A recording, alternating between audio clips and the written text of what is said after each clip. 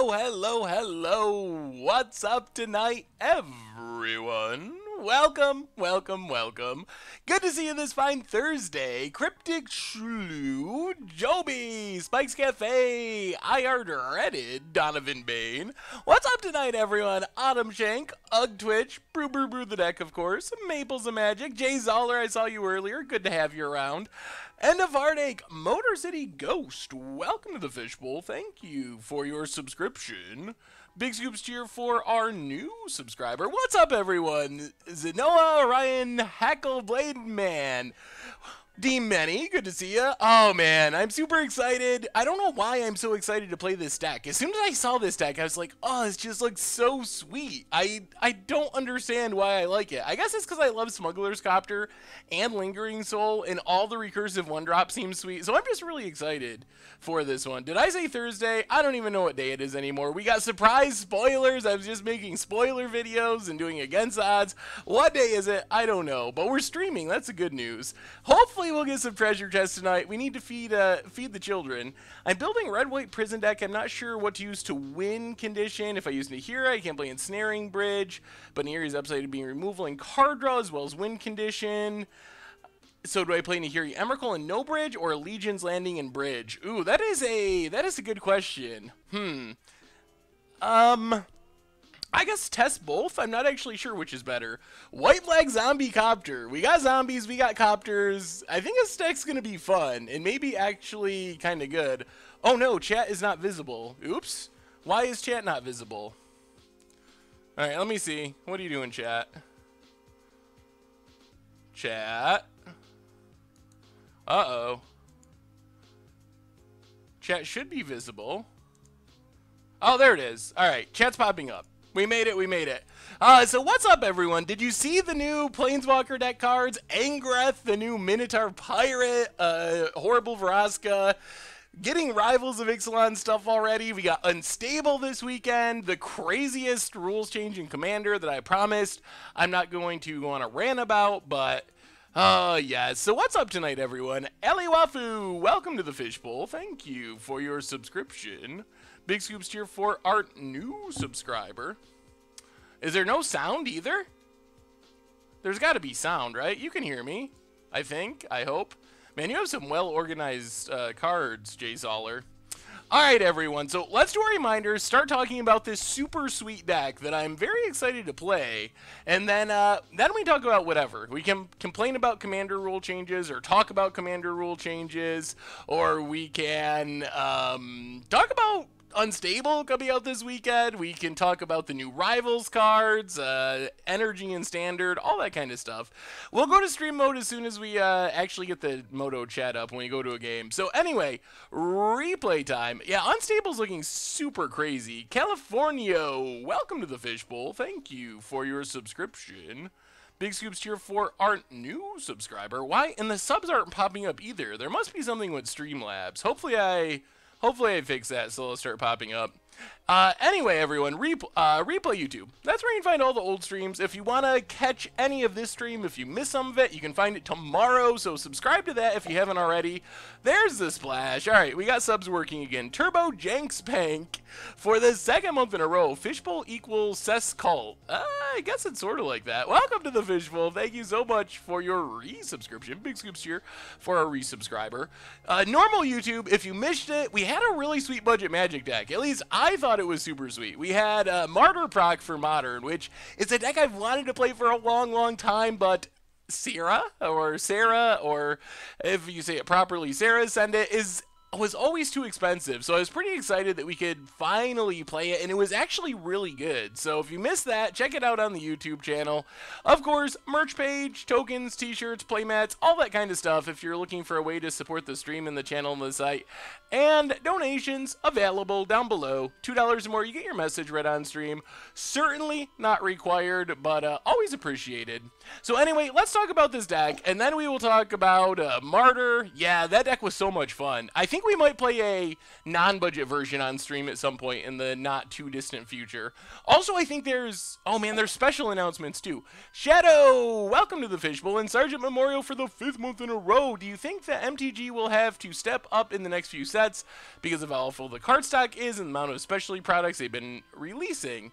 They definitely need to fix the card stock issues. Thank you both for your subscriptions. Welcome back to the Fishbowl. Big scoops here for your our new subscribers. So I think they definitely got to fix card stock issues. If that continues, it's going to be bad. People lose faith in buying paper Magic cards, but I think they can fix it because they've done it before. They went 20-some years of making Magic cards without them falling apart, so I know they can do it. I just hope they double down and actually do it.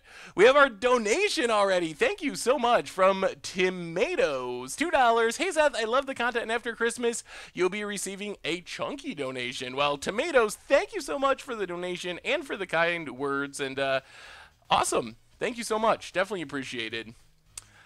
All right, let's ball bags for the 11th month in a row. Love the stream and all the content you put out. Well, thank you so much, ball bags. Welcome back to the Fishbowl. Thank you so much for your subscription. Big scoops cheer for you as well. All right. Yeah. All right, we'll talk about Martyr Proc. We'll talk about all that stuff. Let's talk about this deck real quick. Just quick deck tech so we can start playing games. Then we can talk about the difference between Martyr Proc and Soul Sisters, Commander, all that stuff. So our deck today was our Friday, a special instant deck tech because there was no Brewers Minute last week. We're playing White-Black Zombie Copter, and this deck just looks really fun to me. So the key aspect of this deck is we have a ton of cheap recursive threats. We got Dread Wanderers, we got Grave Crawlers, we have Bloodghast. So we have a whole bunch of 1 and 2 mana things that just keep coming back from the graveyard, either for free, like Bloodghast when we play a land, or for really cheap. Dread Wanderers pretty cheap, Gravecrawler super cheap if we have a zombie. So we have all these recursive 1-drops. They just keep coming in, attacking, hopefully killing our opponent. They also give us basically infinite ways to crew Smuggler's Copter. It's going to be really hard for our opponent to keep our creatures off the battlefield because they keep coming back from the graveyard, which means Smuggler's Copter always going to be able to be crewed. Plus, we can get like double value out of Smuggler's Copter. When we loot, we can discard Bloodghast and Gravecrawlers, and we're not really discarding a card because we actually want some of these cards in the graveyard, or they're the same as being in our hand if they're in the graveyard, like in Gravecrawler's case. So we really make Smuggler's Copter super good in this deck. The other part of the deck, apart from Lingering Souls, which is just really busted, also a good card to discard to Smuggler's Copter, is we got a bunch of discard, mostly. Thoughtseizes, Inquisitions to attack our opponent's hand, Tide Hollow Scholar attacks our opponent's hand, and it's a zombie for Gravecrawler. I did not even realize this was a zombie, but it is. Then we have Collective Brutalities and Fatal Pushes for removal/discard. Same with Liliana, removal/discard. So basically, we want to tear apart our opponent's hand, play recursive aggressive threats, use Smuggler's Copter and Lingering Souls as kind of our finishers to close out the game. We also have a ton of creature lands. We have 3 Mutavaults, 3 Shambling Vents. So if we somehow run out of creatures or our graveyard gets shut down, we can always go beatdowns with our lands. I did fix the mana a little bit. We talked about it. What's up, Bot Punchels? We talked about it during the deck tech. There was no basic planes, so we added basic planes, standardized the fetch lands to March Flats. They were really scattered before, but that was the only change we made. As far as the sideboard, Louis Steam, welcome to the Fishbowl. Thank you for your subscription. Big soups here for our new subscriber. As far as the sideboard, we have Graveyard Hate and Leyline of the Void Damnation to sweep away the board. Kind of one-sided Wrath since all of our creatures come back. Fulminator Mage for Tron. Some less conditional removal. Anguish Unmaking gets anything. Path to Exile for bigger creatures. Collective Brutality, more discard/removal/life gain. And Kataki, War's Wage, kind of like our bad version of Stony Silence, except it lets us keep using Smuggler's Copter. We don't have to sideboard out Smuggler's Copter like we would with Stony Silence. So that is White-Black Zombie Copter, and for some reason, I'm really excited to play this deck. Chestos, welcome to the Fishbowl. Thank you for your subscription. Big scoops cheer for our new subscriber. I've never noticed anyone having a mean name on Moto. I did see that thing with LSV though, and that was so funny. The person's name was like LSV sucks or something like that. So this is what we're rumbling with tonight. Hopefully we're finally gonna feed the kids. I know we had some rough leagues. We had some rough leagues last week, but hopefully we're gonna turn the tide here. Actually, we'll do. I don't even know if it makes a difference. We'll do friendly. I don't know if it matters. I don't know how many tickets I have in my account at the moment. Not enough. Oh, I should have planned ahead. How many tickets do I have? Oh, now we get to do this fun stuff. 6. I need 2 tickets. All right. What do I have? What do I have that's a value that I can sell to get 2 tickets? I always plan ahead with this, and I forgot to this time. Your friendly pineapple for the 5th month in a row. Only took me a month to get this to you. Keep up the work on the last budget deck. With some spiciness. Good luck on the stream. Well, thank you so much, your friendly pineapples. Definitely appreciate it. Welcome back to the Fishbowl. Thank you so much for your subscription. Big scoops here for you. All right. We need 2 tickets. So I will get more tickets tomorrow, but I'm not going to buy them all right now, which means we need to actually just sell a magic card. I think I have a Horizon canopy that we opened in that massive treasure chest opening. That'll work. So if you've never seen how to trade things on Magic Online, you're about to learn. So you put it in your trade binder. It's a nice little moto class. Go to a buy bot. Go to the trade with the buy bot. Hopefully sell this Horizon canopy so we can play Magic.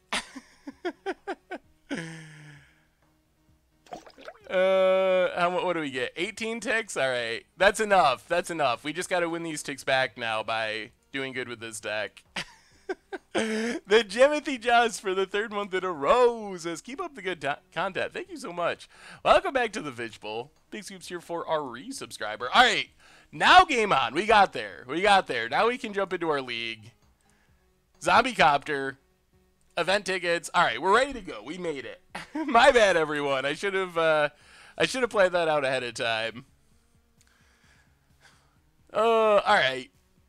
So the difference, someone asked earlier, difference between Martyr Proc and Soul Sisters. So thank you, the Only Manly. So Martyr Proc is like the control version of the deck, when Soul Sisters is like the aggro version of the deck. So Martyr Proc is just looking to slow down the game. You got Ghostly Prisons, you got more removal, you got Wrath. Soul Sisters, Goslot, welcome to the Fishbowl. Thank you for your subscription. Big scoops here for our new subscriber. So Soul Sisters, on the other hand, has a Johnny's Pride mate. They have the actual Soul Sisters, Soul Warden and Soul Attendant for repeated life gain. So you're basically trying to build a really big creature really quickly. So there's a bit of a difference there, but they do play a lot of similar cards. This hand, oh, stream mode. We gotta go in stream mode. Oh, not even moving. There we go. Stream mode achieved. So I think this hand is, fine. It's not great, but we got a pretty aggressive start. We got a bit of discard with Sculler. I think this could work. I think it's good enough that we'll try it. So let's just Swamp and Dreadwander. Start beating down.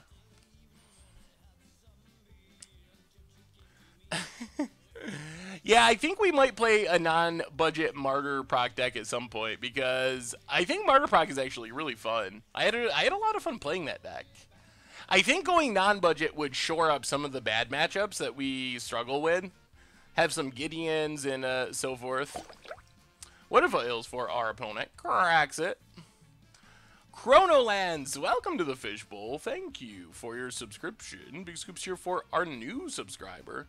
Second place with non-budget Grixis Amulet. That is awesome, Anthony. Congratulations. Crupperware, welcome to the Fishbowl. Thank you for your subscription. Big scoops here for our new subscriber. All right, get in with Dreadwander. I think we're just going to Tide Hollow Sculler here is probably safest. Yeah, raising the budget on Modern is an interesting idea. New donation from Jaguar 2100. Hopefully this will help you not run out of tickets in the future. Keep playing awesome decks, man. Well, thank you so much, Jaguar. Definitely appreciate the donation. And yes, I'm sure that will help. I spent a lot of tickets on Against the Odds. I've been recording Against the Odds lately, so we did a lot of you know, Against the Odds stuff, losing and whatnot. Let's get Godless Shrine, run out this Sculler, get something out of our opponent's hand. When are we going to play some chess? I'm not actually much of a chess player. Like, I know how to play, but I'm not a great chess player. Ooh, this is not what I was thinking. The old Collected Company Archangel Avacyn synergy. It's a combo, I guess. I know Path is supposed to be strictly better, but it seems having some deck in stone actually benefited you. Yeah, I was actually really impressed with Declaration in Stone. I feel like we played matchups where we weren't punished. Like, if we played against Infect or something, it probably would have went poorly. But I was actually impressed with how well Declaration in Stone worked. I kind of want to... what do we even take? So much value in this hand. And they have the birds. So if we take Path, they play Courser next turn, into Collected Company the next turn, into Avacyn the next turn, and we probably lose. If we take, like, Courser, then they spend their next turn pathing. And then at least we get a land out of the situation. I guess we're fine with them pathing our Sculler. Alright. We're going to take Courser and make him path it. Yanman and Duncan the Tail, welcome to the Fishbowl. Thank you for your subscription. Big scoops here for our new subscriber. I don't think that raising the budget is a really good idea. For people coming to Magic, it's a new format, really tough to front the bill for modern lands and stuff. They've had any experience with actually playing decks and whatnot. Yeah, I mean, I don't think that's something that's going to happen right now. We've been doing it with the $100 budget for a long time, so I don't think that would be like an immediate change that's about to happen or anything. But it is something I've considered. It feels weird to have standard and modern, and I guess even Legacy, all be the same budget. Go attacking. There's the path on the Tide Hollow. Yep. So grab a Swamp. Opponent gets back Courser. And I guess we just start running out these recursive threats. Opponent's going to be able to Collected Company, which is bad. We're pretty light on discard, unfortunately. Play Gravecrawler. Play Bloodghast. Pass the turn. This list is exactly the same as like that deck tech, except we added a basic plains, and there was like one Polluted Delta, one Bloodstained Mire, one Marsh Flats. So we just played a whole playset of Marsh Flats since we have a basic plains. Otherwise, it is exactly the same. I used to think you were much of a Magic player, but you might be the best online. You should play some chess and sharpen your skills. Oh, well, thank you, I think. Do you think it's possible to make a Turbo Emrakul Delirium deck competitive in Modern? I think so. I mean, I don't know about like Tier 1 competitive, but I think we can make a really good Turbo Emrakul deck. Alright, let's Tide Hollow Sculler, force our opponent to Collected Company. The other problem is we're going to get wrecked by our opponent flipping an Avacyn, potentially. So here comes Collected Company, see what our opponent hits. Oh, this would be a good time for a whiff. I honestly think that the budget is a little high. Like, practically speaking, $100 is a lot to spend on something. Yeah, I mean, that is... I definitely get that. It is a lot to spend on something. But I guess I look at it from the perspective of most modern decks are like, I don't know, $500 or $800. So $100 seems somewhat reasonable just by that standard. I guess we have to just attack with everything here and get in damage. I think that's the best thing we can do. Like, we lose a creature, but we can just get it back, so we might as well go attacking. Opponent has Noble Hierarch, Courser, and a Plains in hand. Played a spicy mono black deck in Standard last night. Midnight Oil, Gerper Orrery, Faithfully Devoted. That does sound super sweet. Opponent's going to block our Dread Wanderer. Alright. Down to 8. So play Marsh Flats. We don't even have to crack it, do we? Get back our Dread Wanderer. See if we could somehow push through. We need like a Lingering Souls. Lingering Souls is a card that we need here. Or a Copter would be good. Yoshi Stomper, welcome to the Fishbowl. Thank you for your subscription. Big scoops here for our new subscriber. Opponent's going to start gaining life. Ghost Quarter off the top. Now a Path on top. Oh boy. Gets a clue. Our offense is just ground to a halt, and our opponent's gaining life. Salsmith, welcome to the Fishbowl. Thank you for your subscription. Big scoops here for our new subscriber. Cryptbreaker is an interesting idea. We're not super zombie heavy. Well, I guess we Inquisition. Take the Noble Hierarch. Opponent has 2 lands in hand. Ugh.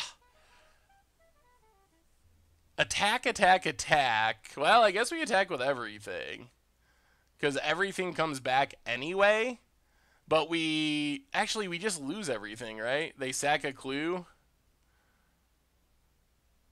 So it doesn't even gain us anything to attack with everything.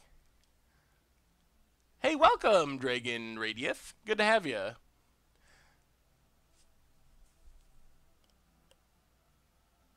Yeah, we don't even gain anything by attacking. We just get a tapped Dread Wanderer. Alright, play Shambling Vent, pass the turn. Oh, man. Our creatures are sweet, but we've just hit all of our recursive threats in that collected company. I am not in the MTG Arena beta yet. I hopefully will be in a bit. What's up, Diabetic Kittens? How goes it tonight? I would almost rather just wait until after the NDA time is done. Because I talk about Magic so much. I wouldn't intentionally break an NDA, but I would be worried that doing podcasts and doing streams, I would just say something that I shouldn't say if I was in the beta. So I'm actually pretty happy to just wait until after the NDA time is over and you can start streaming and stuff, and then hopefully get in. Yeah, if it was a normal land, I would have held on to it. Opponent's getting back Avacyn. We're just, yeah. I feel like we've flooded out a bit, and we just did not draw our cards in the right order here. Non-disclosure agreement. Basically, you're not allowed to talk about anything that you do in the beta, or what's in the beta, or any of that stuff. Yeah, I will definitely try streaming it once we get to that point. Well, I don't even know. Does Lingering Souls even do it anymore? Your Uncle Zab for the 14th month in a row. Welcome back to the Fishbowl. Thank you so much for your subscription. Big scoops here for our new subscriber. Got to play it at GP Portland, not anything special. I played a Gravecrawler, there was sweet animations and sound. Oh wait, this is an arena, just awesome graphics and animation. Opponent's getting in. Well, I guess we chump. Yeah, I don't feel like we can win from here. I was so excited for this deck, and this first game has went so disappointingly.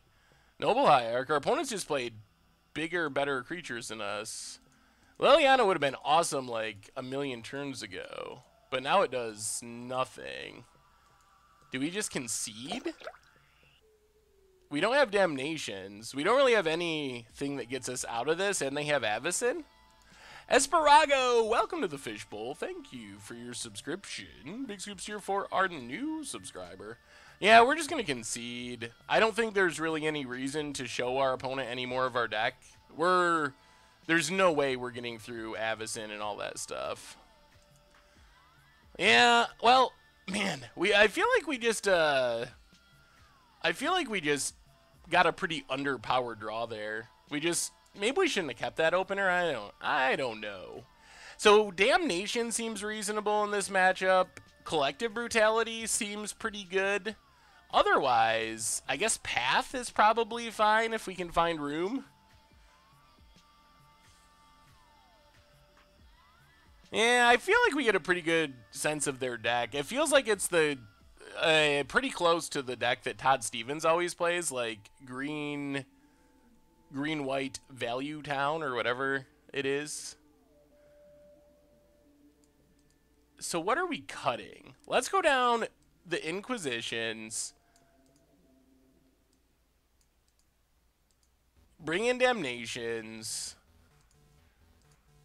One thing I've noticed about Smuggler Copter decks is we really want Smuggler's Copter. The difference between having a Smuggler's Copter and not having a Smuggler's Copter is so huge in Smuggler Copter's decks. Phantomness MTG, welcome to the Fishbowl. Thank you for your subscription. Big Scoops tier 4 Art, new subscriber. Liliana's not that bad, is it? Well, is Liliana even bad? I guess we can trim back on Liliana. Collective Brutality is removal for a lot of our opponent's stuff. Maybe we'll just stick with 2. Let's try it like that.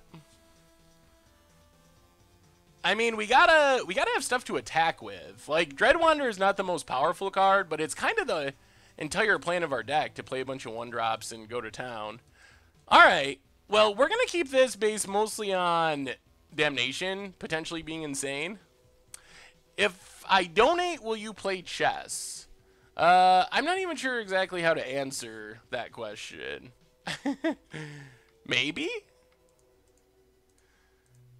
Yeah, we're gonna bolt the bird, play Concealed Courtyard, play Dreadwander, start attacking next turn. Another forest for our opponent. Ooh, we might have just got them a little mana screwed. And there's a Lingering Souls too. Goodness. All right, play Concealed Courtyard, run out Lingering Souls. I guess we're going aggro in this game. Even though we have a Damnation in hand, I think we just want to beat down, hit our opponent. Watch your replays all the time, and this is the first stream I can attend. Well, welcome, Kenji Joe. Awesome to have you. Raise the price on your Smuggler's Copters. Opponent has another land on top. Yep. Oh, it's a Copter. We got a Copter. All right, get in with our spirits. Oh, finally a Copter. Our opponent is going to draw land to get them out of this predicament. But play Mutavault, play the Looter Scooter, play Lingering Souls. And now we're going to be able to start looting, which is pretty excellent. This is where we want to be. Like, play chess on the stream? I don't need... Oh, Collected Company on top. Alright, fetch land. Maybe they'll shuffle away the Collected Company. That would be wonderful.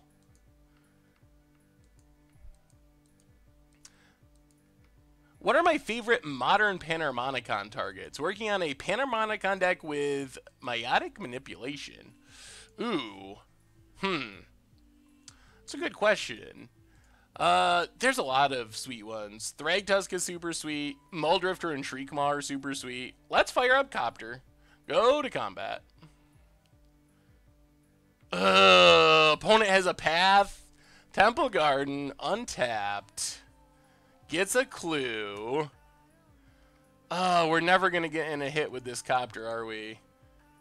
There's the Path. Oh, we really wanted that Copter hit. Get a Swamp. Get in with all the spirits. Well, at least our opponent had to shuffle away the Collected Company. That's a win. Play Gravecrawler. Play the tap land. Pass the turn. Maybe we could just get there with our spirits. I started playing Magic around BFC. Your channel has taught me so much. Thanks for the content. Oh, well, thank you. I'm glad it's been helpful. Opponent gaining life, getting clues, causing nightmares. Oh, I really wanted to loot. Is Panharmonicon a good fit for Soul Sisters? I just don't know if it's necessary. Usually with Soul Sisters, the problem is rarely that it doesn't gain enough life. It's that sometimes that just doesn't matter how much life you gain.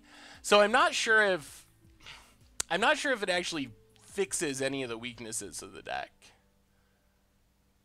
Opponent. Passing. We draw more lands. Maybe we do want Dark Confidant. Dark Confidant does seem like it would be very good in this deck.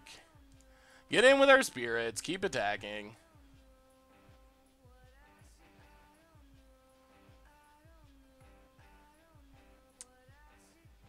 Opponent takes it. They're going to draw so many cards. Down to 8. Play Marsh Flats. Pass the turn. I'm curious about your opinion on Modern Mill since it's my favorite archetype. Thinking about building it. Modern Mill is fun and it can be effective. It's pretty close to being good enough.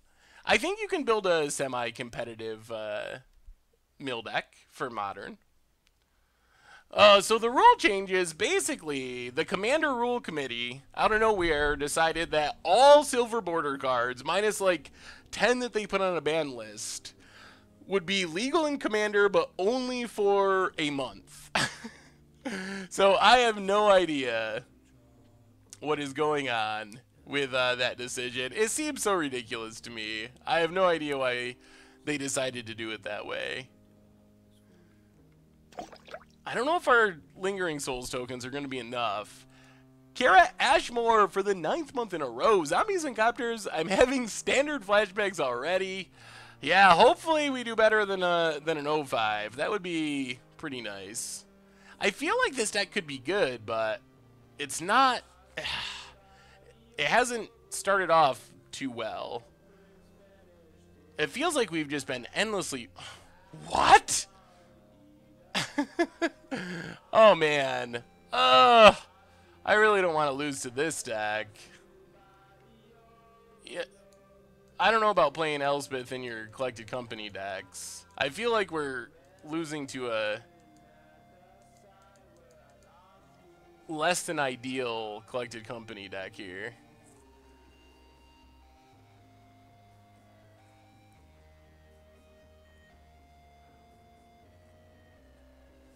Can we even Wrath?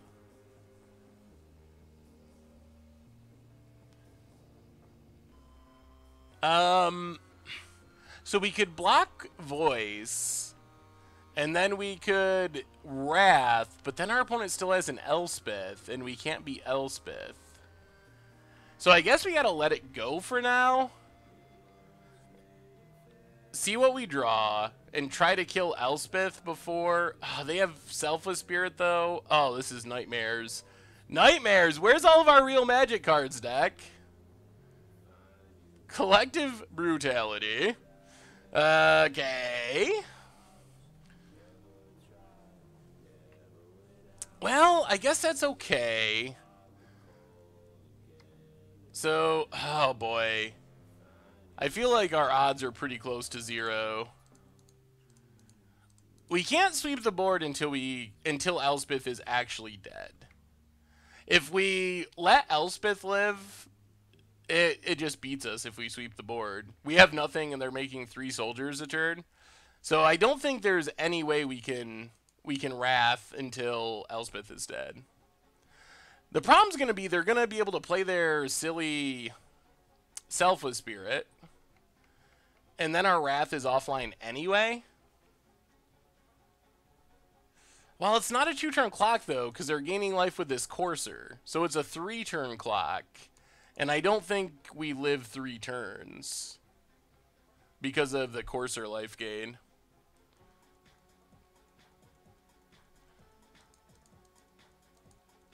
Yeah, but we can't actually reanimate anything because we don't have a zombie. So I guess we could get back Dreadwander, then get back Gravecrawler. That's true. Although they don't really do anything against infinite Elspeth tokens every turn. Opponent gets in with Voice, gets in with Tireless Tracker, and we might just be literally dead. Warrior for the 8th month in a row. Welcome back to the Fishbowl. Thank you for your subscription. Big soups here for our new subscriber. Yeah, we're super dead. Opponent's got Selfless Spirit now.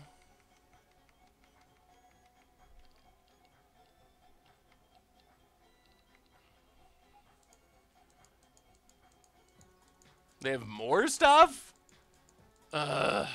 Another, oh my goodness. Knight of the Reliquary. Opponent's got lots of stuff. And we will draw a Dreadwander, which doesn't help us. And that is just game. Our opponent's going to draw another Voice of Resurgence.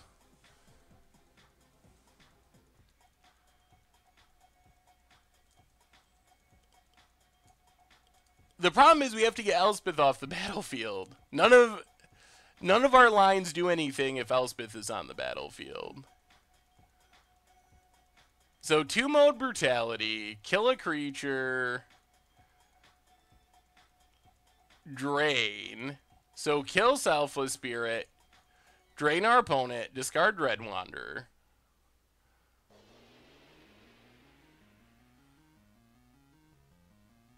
I think we're just dead, though. So opponent sacks Selfless Spirit. It takes 3 spirits to kill Elspeth. So attack Elspeth, attack Elspeth, attack Elspeth.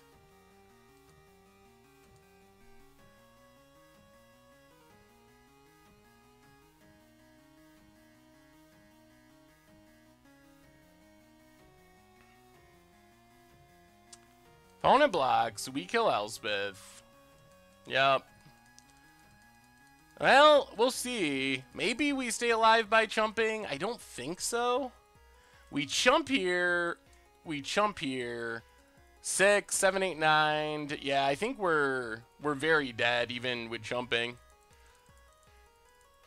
Yeah, we're at 15, but I don't think we survive. Chump. Chump. 1, 2, 3, 4, 5, 6, 7, 8, 9, 10, 11, 12. Alright, well, maybe we survive at 1.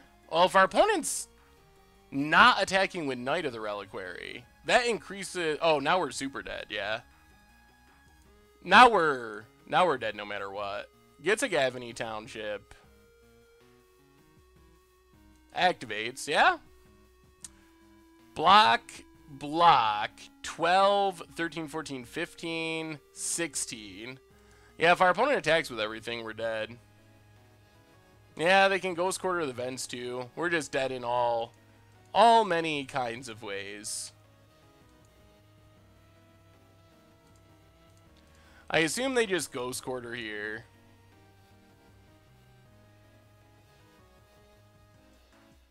Or not. Well, block and block. Jeez, is our opponent not killing us? What is our opponent doing? Okay.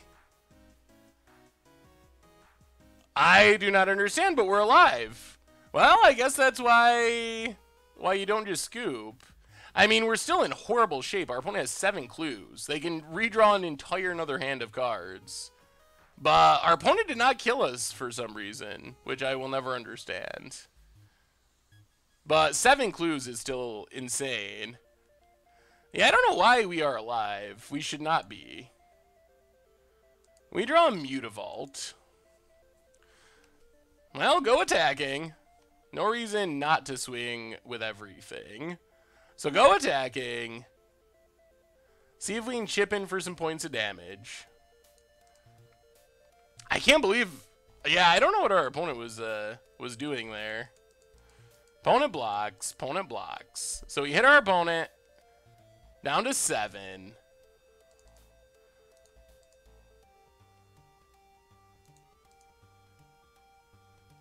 Play Damnation. Sweep the board.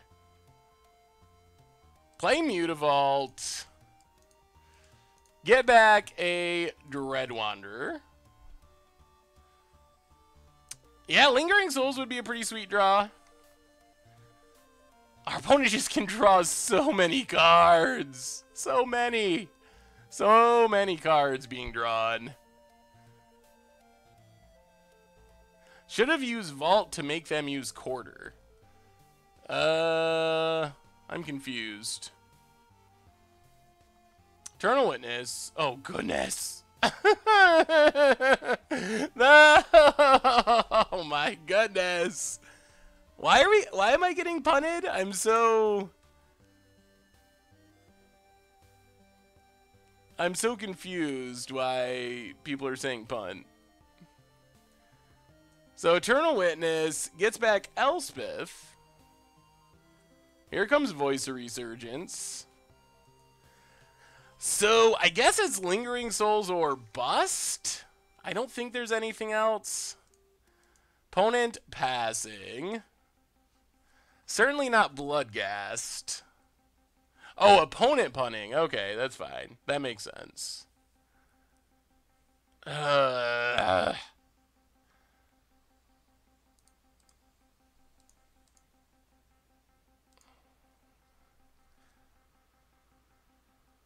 get back Dreadwander. Get back Gravecrawler.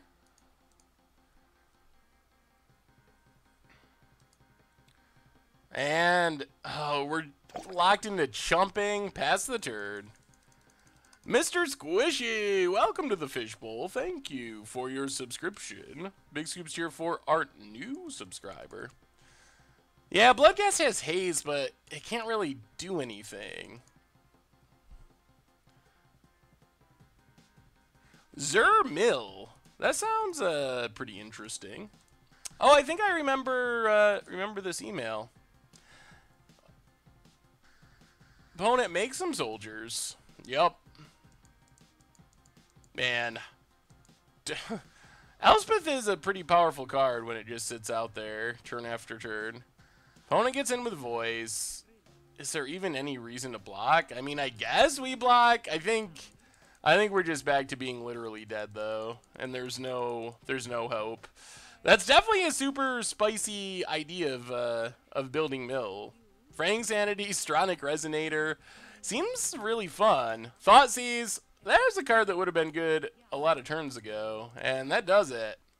Well, kind of a disappointing start for White-Black Zombie Copter.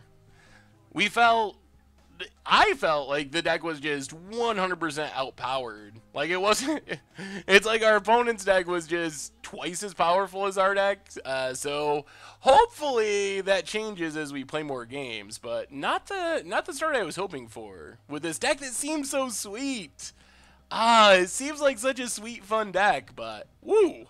That was pretty rough. Hey, welcome, Token EY. Good to have you. My least favorite Magic card? Probably something from like Infact or something like that.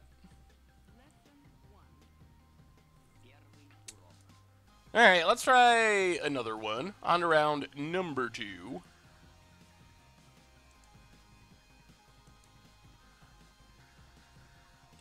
I mean, that's only one game, so it's hard to read too much into that. It could be that we just ran pretty bad. Hey, Makeshift Reaper. Good game, good game. I mean, I think the idea is to play the recursive creatures, but also draw discard, and we drew like close to 0 discard spells. So I think that's part of the reason that went bad. We also didn't draw that many Copters or Lingering Souls, so... Yeah, Eldrazi Temple's probably on the list of least favorite as well.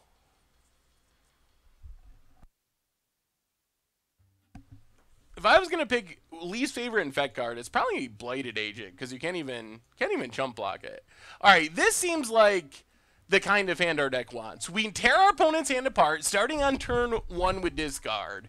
Follow that up with Smuggler's Copter, Lingering Souls. Discard Bloodghast for free value. This looks like what our hands are supposed to be like. So it might just be that our hands in the last round were not where we need them to be. Of course, we'll see what we're up against. It's still, you never know. They could just turn 3 Tronus, Carnus, or something. We have not played against Infect tonight. We might eventually. It's definitely on the rise.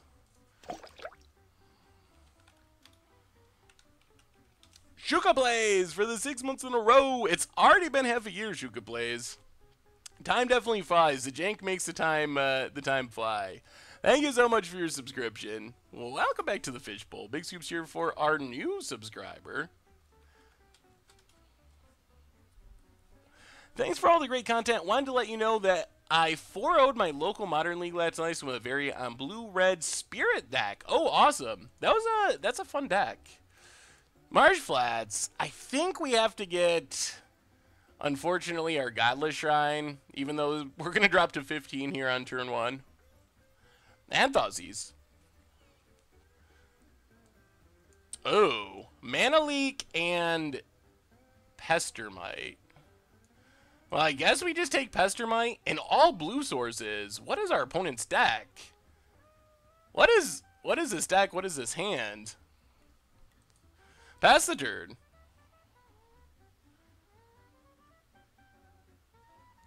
I don't even know what this is. Blue-red spirits? Maybe it is. Fairy Conclave. Ugh. Well, playing Mutavault. I guess the Mutavault crewing Smuggler's Copter is actually pretty sweet here. Mutavault crew Smuggler's Copter, loot away Bloodghast, get back Bloodghast. Kind of a nice upside of Mutavault when we have tap lands and our opponent has counter spells. Is it Mono Blue Twin? How do you combo with Mono Blue? Opponent plays a Ghost Quarter.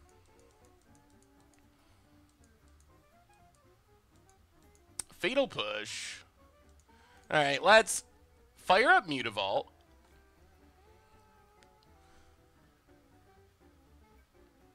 And then crew up our Smuggler's Copter. Doing it the old-fashioned way. Get in with Copter. Loot away this Bloodghast. I think this is where our deck wants to be. Discard Bloodghast. Hit our opponent.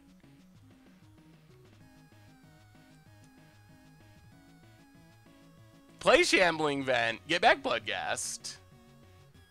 This is what I was envisioning with this deck. I mean, if we fire up Mutavault with itself, it's tapped, though. We'd have to tap it, and we need to untap to crew Smuggler's Copter. There's an island for our opponent. Mono Blue Fairies. Harbinger of Me for the 6th month in a row. Welcome back to the Fishbowl. Thank you for your subscription. Big scoops here for our new subscriber. So, what do you all think about the Commander rules change? Maybe this is a better question. Is your playgroup alright with using... Is your playgroup alright with using unstable cards and silver border cards in Commander? Let's get in with Smuggler's Copter. We're basically like a disruptive, recursive aggro deck, I think is how I see this deck. Discard Bloodghast. Also very much built around the power of the Looter Scooter. Discard Bloodghast. Play Mutavault. Get back Bloodghast. And what do we do here? We Lingering Souls, they counter it. Dreadwander, we kind of want to discard. I guess we can just Collective Brutality.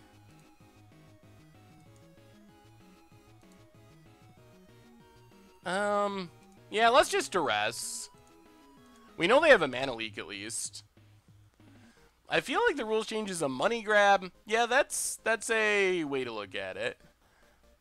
I'm okay with some of the cards. Yeah, that's kind of where I'm at. I think there's some of the silver border cards that would be really sweet in Commander, but I don't really like the blanket rule change of playing all of them. Well, I guess we run out Dreadwander to keep the beats going.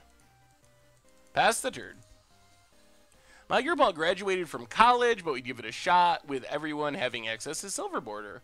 Yeah, that's kind of how I want it to be. NR Paul, what's up tonight, man? How goes it? Yeah, that's kind of what I want. Is just I would rather have it be up to the playgroups. Like if your playgroup wants all the Silver Border cards, some of the Silver Border cards, none of the Silver Border cards, do whatever works for you. More fatal pushes.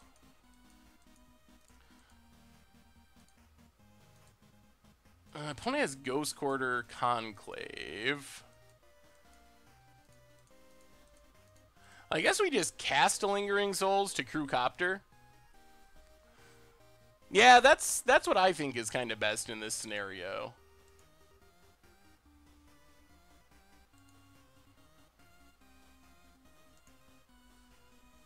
I don't know why. I don't know. It feels like it'll be awkward at local gaming stores and stuff. That's mostly what I'm concerned about. Fire up our Smuggler's Copter. Go attacking.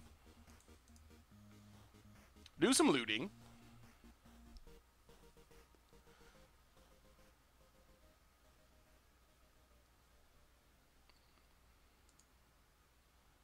The problem is just leaving it to the playgroups, as Silver Border players are easily forced out with the not legal argument. 90% of our playgroup is fine with it.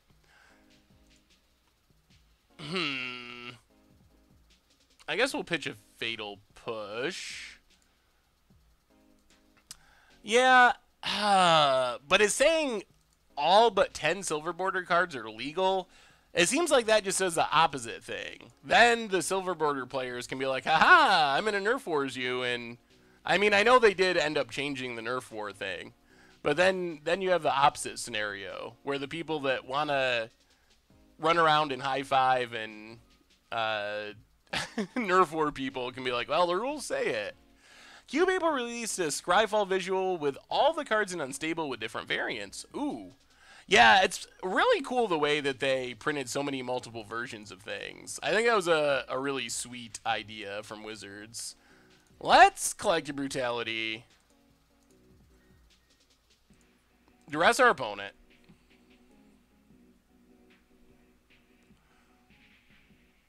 Opponent. Tracy King for the 14th month in a row. Oh, man. Good luck with finals, Tracy King. It's that time of year. Good luck. Well, thank you so much for the resub. Definitely appreciate it. Welcome back to the Fishbowl. Big scoops here for our resubscriber. 14-month resubscriber. Yeah, I think you can sneak attack a BFM now. It is legal. It's all legal. Yeah, very cryptic command is pretty sweet. I did not notice the As Foretold list that 5-0'd. That does sound pretty interesting. We played against the crazy As Foretold blue-white deck on Budget Magic. That deck looks so fun. I don't know if it's good, but Planeswalkers, Proliferate, As Foretold, drawing 7 with Commit to Memory. It was super spicy. Yeah, our opponent did pretty much nothing. I do not understand what our opponent's doing. I have the option to study for my finals or gem some modern queues and get some treasure chests. Can you do both? What do we have for this matchup? I guess our discard is good. I still am very confused by what our opponent's deck actually is. I don't really know what they're doing. Mono Blue Fairies? That's not a deck that I'm used to. No, that was actually in Modern we ran into the super spicy... the super spicy blue-white control deck that had like 1,000,000 Planeswalkers. They were playing Steady Progress to proliferate on their Planeswalkers and on As Foretold. They were using As Foretold to break the your opponent gets to go first aspect of Commit to Memory to draw 7. It looked really fun. It did look a little like a commander deck, I guess you could say, but man, it looked really fun. We did beat them, so that was good, I guess. I think they actually mostly timed out, but we did win the first game, and then they ended up timing out. Maybe we just run it back? We did not see enough of our opponent's deck to make any huge changes. I'm not sure what they're doing. Not sure. Yeah, I think that was the third match. Ugh. Well, I guess we gotta mulligan this. Our one basic planes. Alright, this is better. Smuggler, Copter, that seems reasonable. I played a Tron Belcher deck that only had ramp and Wormcoil to survive while shooting Belcher. Yeah, I still want to play Mono Green Belcher at some point. That's on my list. I'm trying to figure out how to work the Fishbowl Thursday deck tech decks into the video rotation. It's on my to-do list. I think maybe like once a month or something we'll play one. Something along those lines. What's up, Daniel? Fairy Miscreant. Maybe this is really just Mono Blue Fairies. Is this like our budget Magic deck? I guess that's possible. Well, I guess we lead on Thoughtseize. See what's going on over here. Oh yeah, I think this is I think this is very much our our budget Magic deck. Interesting. Green Red Belcher. No, I don't think I have seen red in the list. If it's like the 7-land or 10-land Belcher thing, I don't think I've seen that. Opponent gets in with Miscreant. Yep. We will take it. Down to 17. Opponent passes. Play Shambling Vent. I think we're going to go for the blowout here and just pass. I'm hoping our opponent runs out the Quickling and we kill the Miscreant and they lose the Quickling too and then they probably concede. How would I go about submitting a Genesis Wave deck for you to look at? So you can always just email me, saffronolive@mtggoldfish.com. Send in your deck list. I get huge stockpiles of them, and then I try to go through them all like once a week or so. So if you don't hear back from me for a few days, it's not that I don't like your list. It's just that I haven't gotten to it yet. So, but definitely email it to me. That's probably the best way to do it. Well, now we can force the action with Tidehollow Sculler. So play the planes, run out Tidehollow Sculler. This feels like it's going to be a huge blowout. Target our opponent.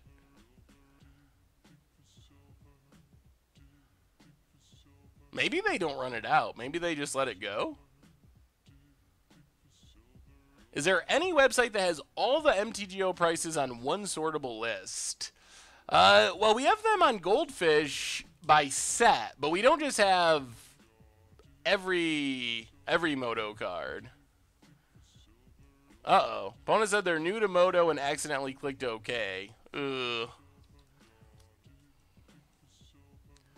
Well, they would have gotten blown out if they cast their Quickling, so probably for the best. We'll just take Spell Stutter. Pass the turn. I have not done MTGO Arena or MTG Arena yet. I hopefully will do it. I am looking forward to doing it, but I don't think I'm going to do the beta right yet. I'll be more interested in it once you can talk about it and stream it. So probably over the winter at some point, another month or two, I think is what the schedule is. Thoughtpicker Witch is pretty sweet and limited. I've never played it in Constructed, though. Have they ever considered doing a bit of Commander? I do Commander Clash, like on the stream. I don't know if we've ever played Commander on the stream, other than the special Commander Clash stream. Jake McTwitch, it was supposed to be my 1-year sub, but something went wrong and it didn't reconfirm my sub. Oh my goodness, Jake. Well, it's a 1-year resub in my heart. Thank you so much for the resub, Jake McTwitch. I'm so sorry it didn't pop up. Maybe it'll fix itself. Twitch is weird like that sometimes, but thank you so much for the subscription. Definitely appreciate it. 1-year resubscriber. Big Scoops cheer. Big Scoops cheer. Yeah, I don't know why Twitch does that sometimes. And just is bad like that. Rheinilon, welcome to the Fishbowl. Thank you for your subscription. Big soups here for our new subscriber. Let's get in with the Sculler. Man, I want this blowout so bad. Let's Thoughtseize. We're going to make this happen. It's going to happen.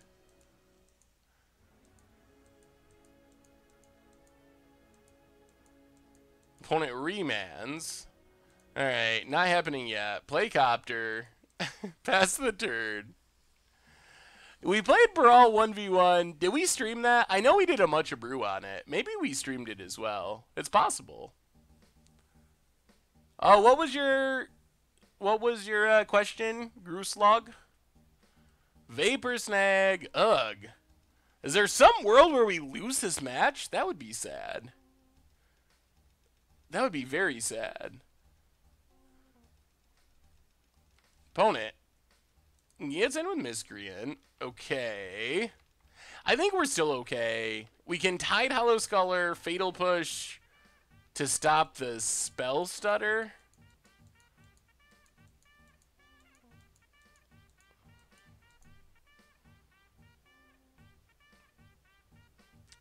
Opponent. Alright, they're going to safely run out the Quickling. Bounce the Miscreant. Huh, okay. Could you do a Brewer's Minute about how to make your own cube draft? Ooh, that's a really good Brewer's Minute topic. I like that. I think that is a great idea. Alright, let's Sculler.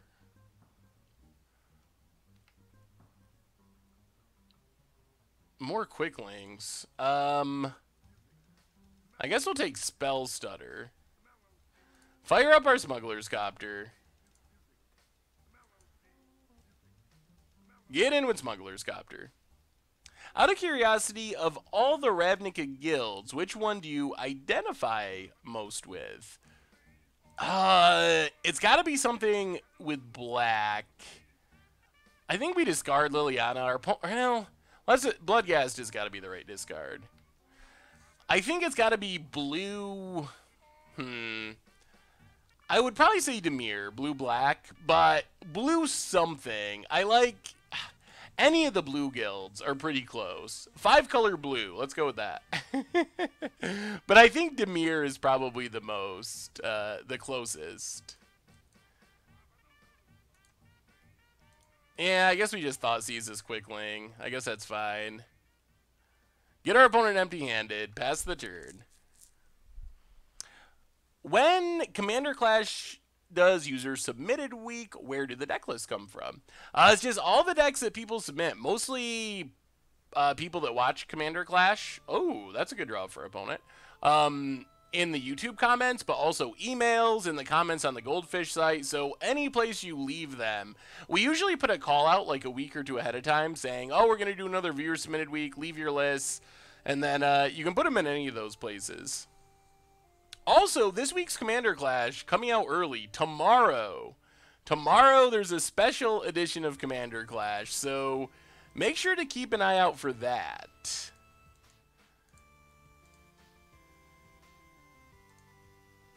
And let's keep attacking. Crew up, our Copter. Go attacking with our Copter. Hit our opponent.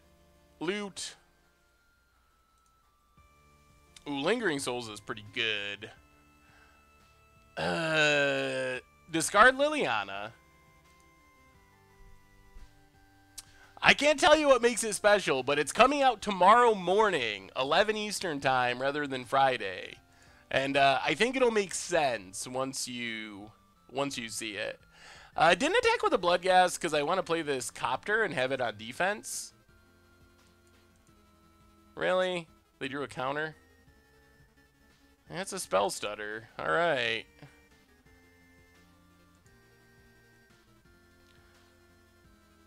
Well, I guess we just kill the Quickling right here. This is actually a little close. Closer than I was hoping it would be. Did you ever get around to checking out the Battle Box format? What do you think of it? I still haven't, Alex says. I'm sorry. I still want to because it looked really unique, but I haven't actually had the time to look into it. I'm actually not in the episode of Commander Clash, but it's special for another reason. I don't think we're going to lose this, assuming this Lingering Souls resolves. I would be very sad if we lose this.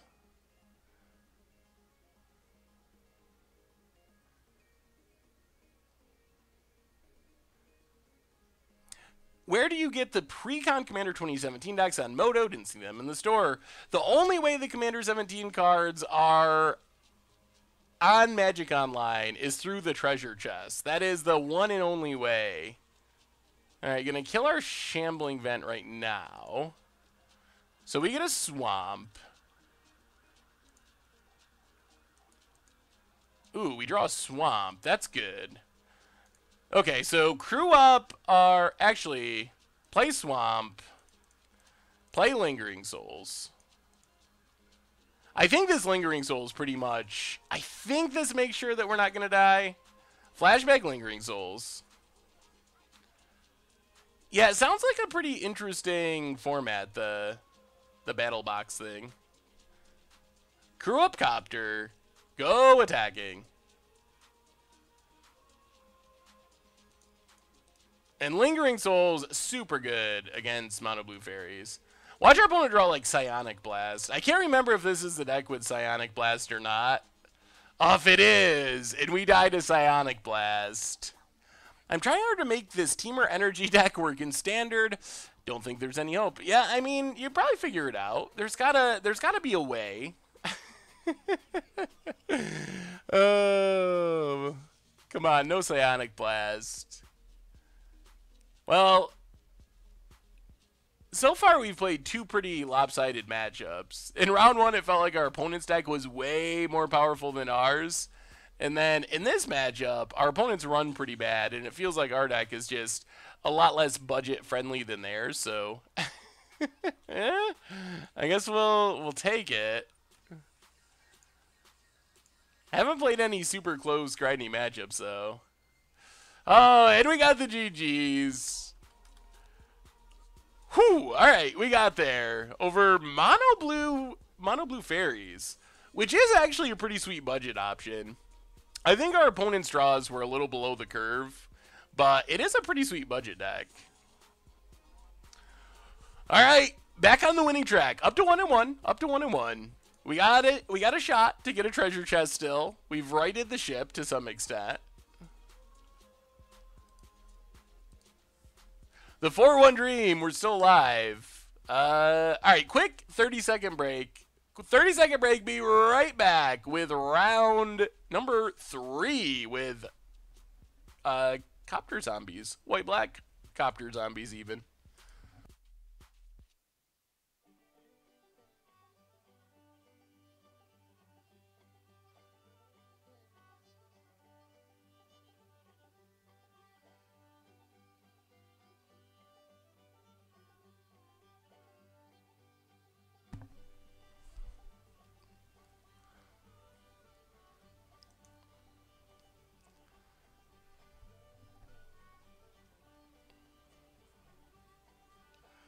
And we're back. Waiting for round number 3. White-black Copter Zombies. Teamer Energy should splash white for the most important card of all, Solemnity. Oh man, Energy is getting crazy. It was like 66% of day 2 at the Invitational over the weekend. That is a lot of energy. 66% is like off the charts. We played Tishana in a Panharmonicon deck that was pretty sweet. We played Tishana Bant too on stream. That build wasn't very good. But we played a Tishana Panharmonicon deck that was a blast. I guess anything with Panharmonicon is really fun though. We beat Mono Blue Fairies. We got the greatest deck in Modern. We did it. We did it, Reddit.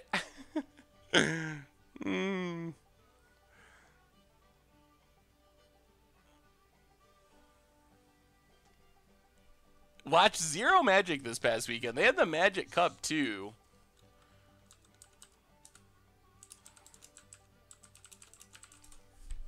I didn't watch too much. I had a bunch of stuff I had to do this weekend, and my internet was gone all Sunday for no reason, which was I do not do well without internet. I realize that. I'm so used to having internet all the time. Not having internet, I don't know what to do with myself. Delusional Crop for the 6th month in a row, participating to win a Black Lotus tournament on Saturday. That sounds like a great prize. Well, good luck to you, and thank you so much for the subscription. Welcome back to the Fishbowl. Big scoops here for our new subscriber. Oh man, we're gonna keep this. We're gonna keep it. We're on the play, which is sketchy, but man, if we draw a land. Heart of the cards, heart of the cards. Come on. Come on, deck. Give us a land. With one land, I really like this hand, because we get to start looting, we get more lands for more cards. Gulligar, welcome to the Fishbowl. Thank you for your subscription. Big scoops here for our new subscriber. A problem with energy is it's too consistent, and each individual card either replaces itself or is powerful in its own right. Yeah, it definitely is very strong. It's going to work. It's going to work this time. And our opponent's mulliganing to 5. We're getting there. I haven't had a chance to play on MTGO. I've been brewing with Mardu Marionette. Ooh. Akaboy, welcome to the Fishbowl. Thank you for your subscription. Big scoops here for our new subscriber. All right, Concealed Courtyard. Thoughtsy's our opponent. Bestie, welcome to the Fishbowl for the 5th month in a row. Thank you so much for your subscription. Big scoops here for our new subscriber. Mardu Marionette. Ooh, that's like a different take. It's like using the ability to make the tokens. Reckless Fireweaver. Sack him to Syndicate Trafficker. Kill him with Fiery Cannonade. Wow, opponent scoops it up. Turn 1 Thoughtseize win. Well, turn 1 our opponent mulligan into Oblivion. Medico, we've had some weird games tonight. Thank you for your subscription. Oh, welcome back to the Fishbowl. Big scoops here for our new subscriber. Yeah, I don't know why that Panda Security thing keeps popping up, but Panda Security does seem pretty sweet and pretty free, which I'm all about the freeness. Doombringer for the 4th month in a row. Welcome back to the Fishbowl.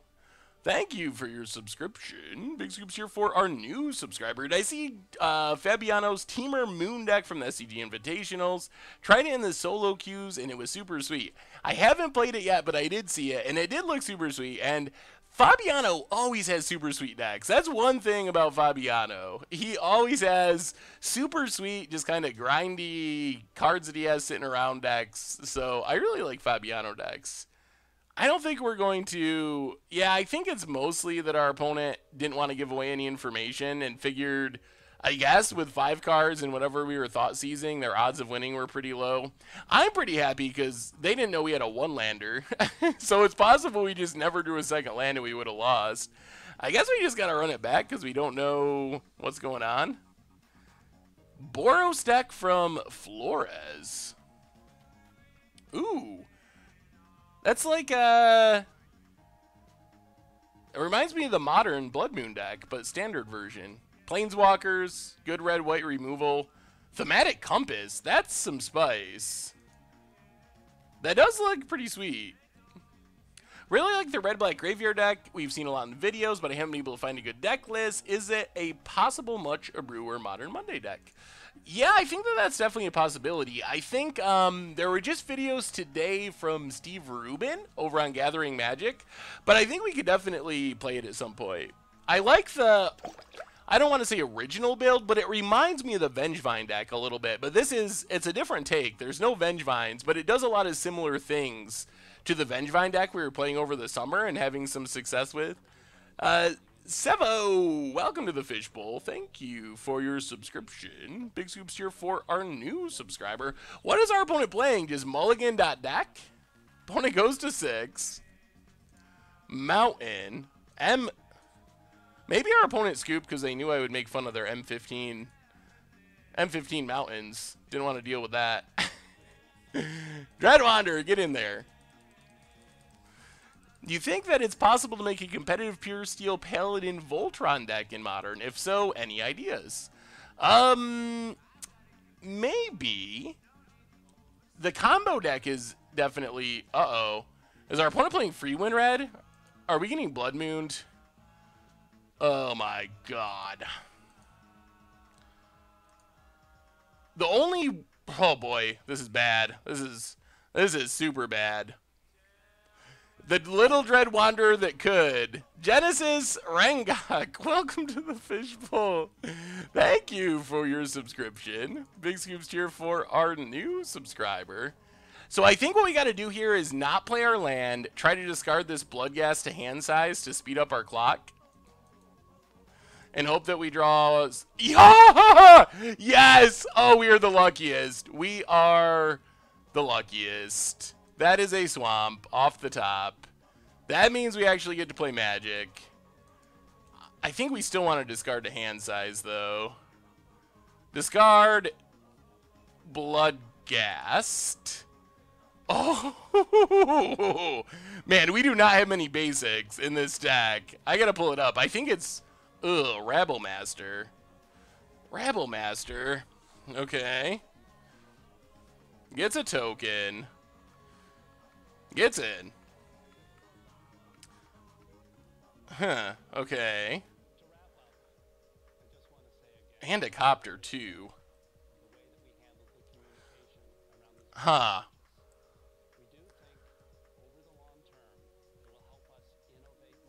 Well, play a swamp, get back Bloodghast, and I guess we just play Smuggler's Copter, and pass the turn, play some defense.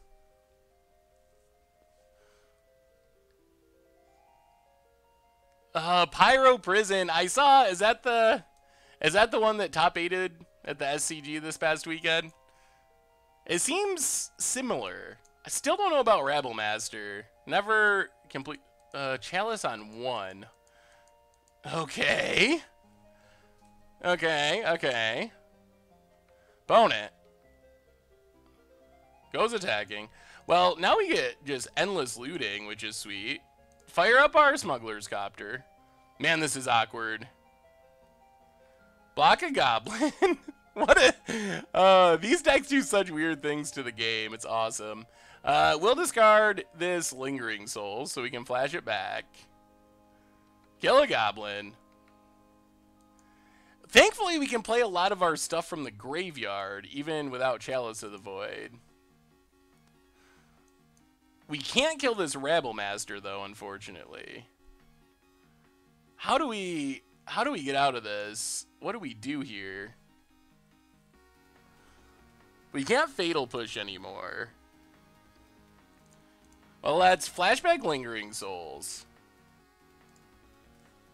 I guess we can just keep looting and hope that...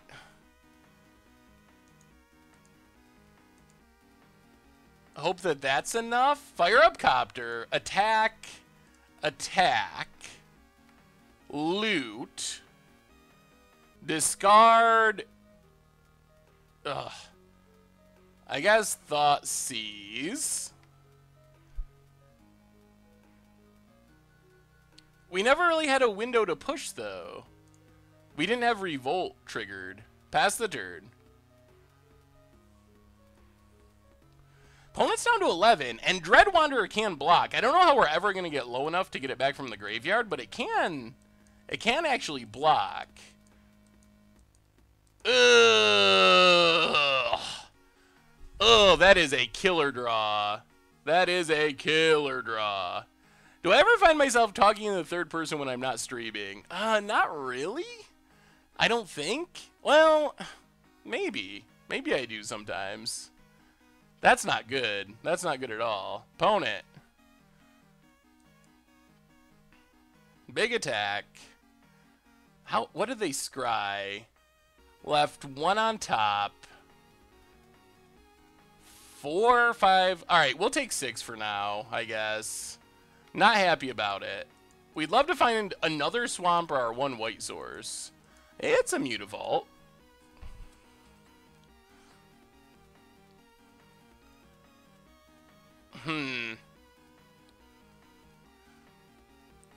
What do we do? Played this guy earlier in the evening. We might be losing to this guy right now. I guess we go for the win. How much damage are we taking? 1, 2, 3. Plus 5 is 8. So we take 8, but then we're representing lethal next turn if our opponent attacks with Rabblemaster.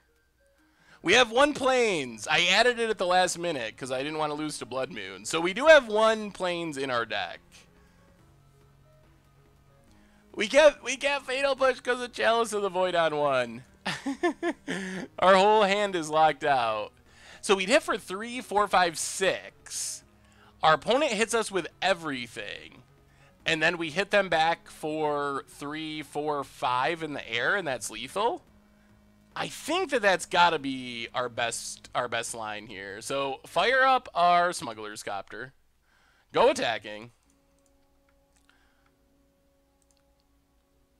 Yes! Oh, that's a huge one. Lingering Souls achieved. Hit our opponent. That might actually be the difference between winning and losing. Play the land, play Mutavault, pass the turn. Now we have a chump blocker. I think we're going to get there. Unless they have like an Anger of the Gods or something. And even then, well, yeah, I guess that would be pretty good. Although it would wipe out their board as well.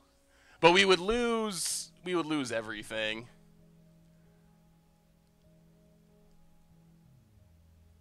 That Lingering Souls off the top was super key to making sure we didn't die here. We're playing a league. Land for our opponent. So now we're not even dead to a Planeswalker, like a Koth or something. Or a Chandra. We're not really dead to anything. And our opponent's dead to most everything.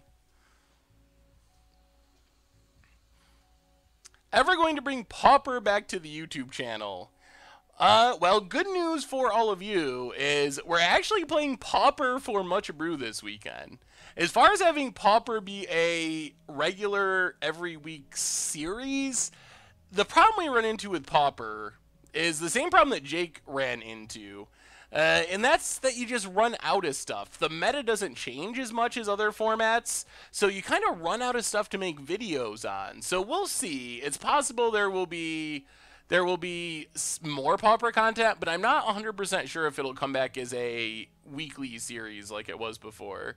You kind of saw that progression with Jake. Awesome Devil, good to have you here. You saw the progression with Jake. Started off every week, then it went to like every other week, and it might have even went lower than that at the end. And the big problem was just what do you do every week when it comes to Pauper? Greetings from the U.S., Niall.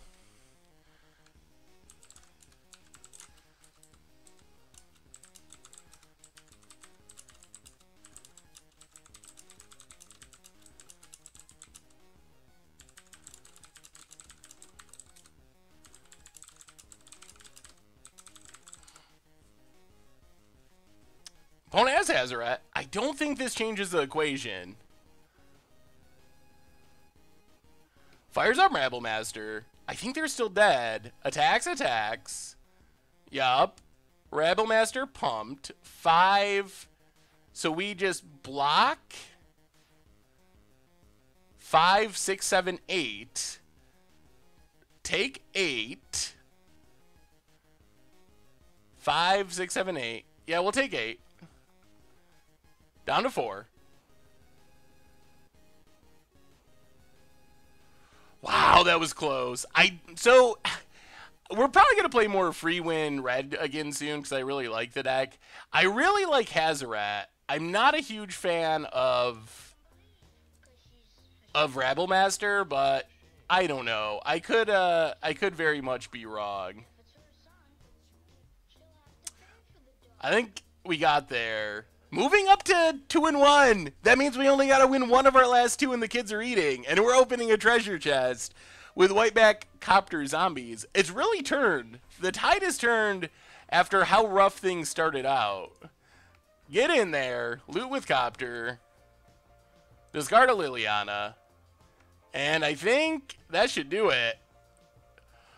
Ooh, taking down one of my favorite decks. Sweet. Well, after After a disappointing start, we've turned the corner with Copter zombies.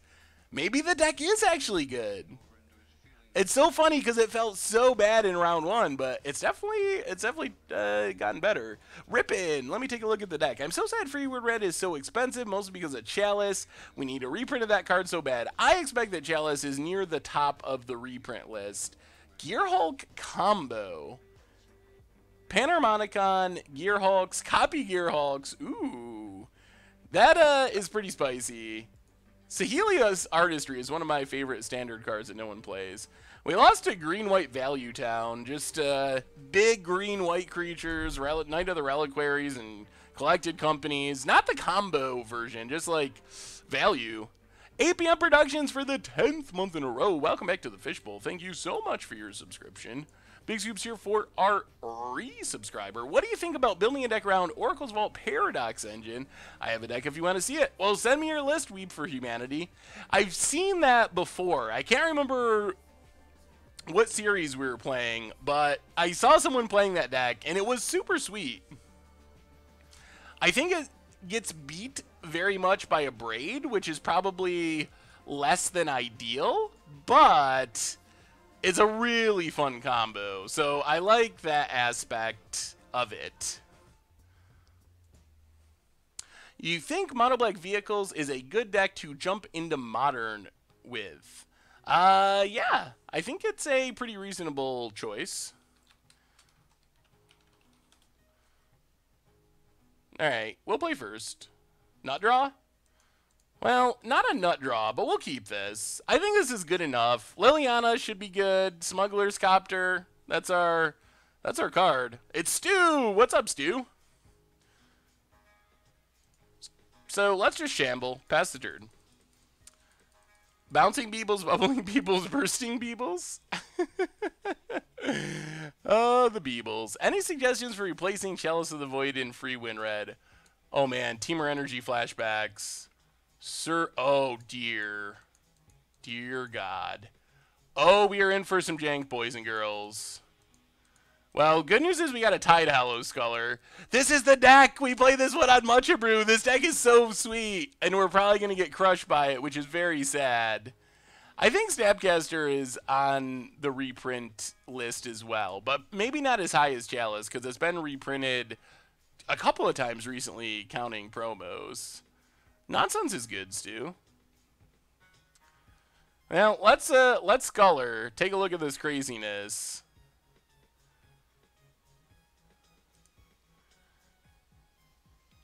Yup, it is. It is. It is.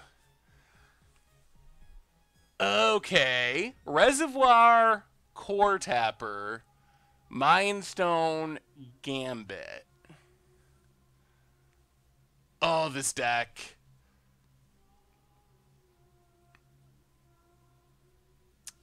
Oh, I like you got the Aetherwind Basker going. I like that deck. That is a fun Paradox Engine Oracle's Vault looking deck. I like it. Ooh, Emrakul. Yeah, I think that a green-black Delirium deck, something like that, can be pretty powerful in Modern. I don't know exactly what the right build is, but I've been impressed with getting out Emrakul and traversing it up. Need to play blue-white control deck that opponent played in Budget Magic. Yeah, that was a super spicy one.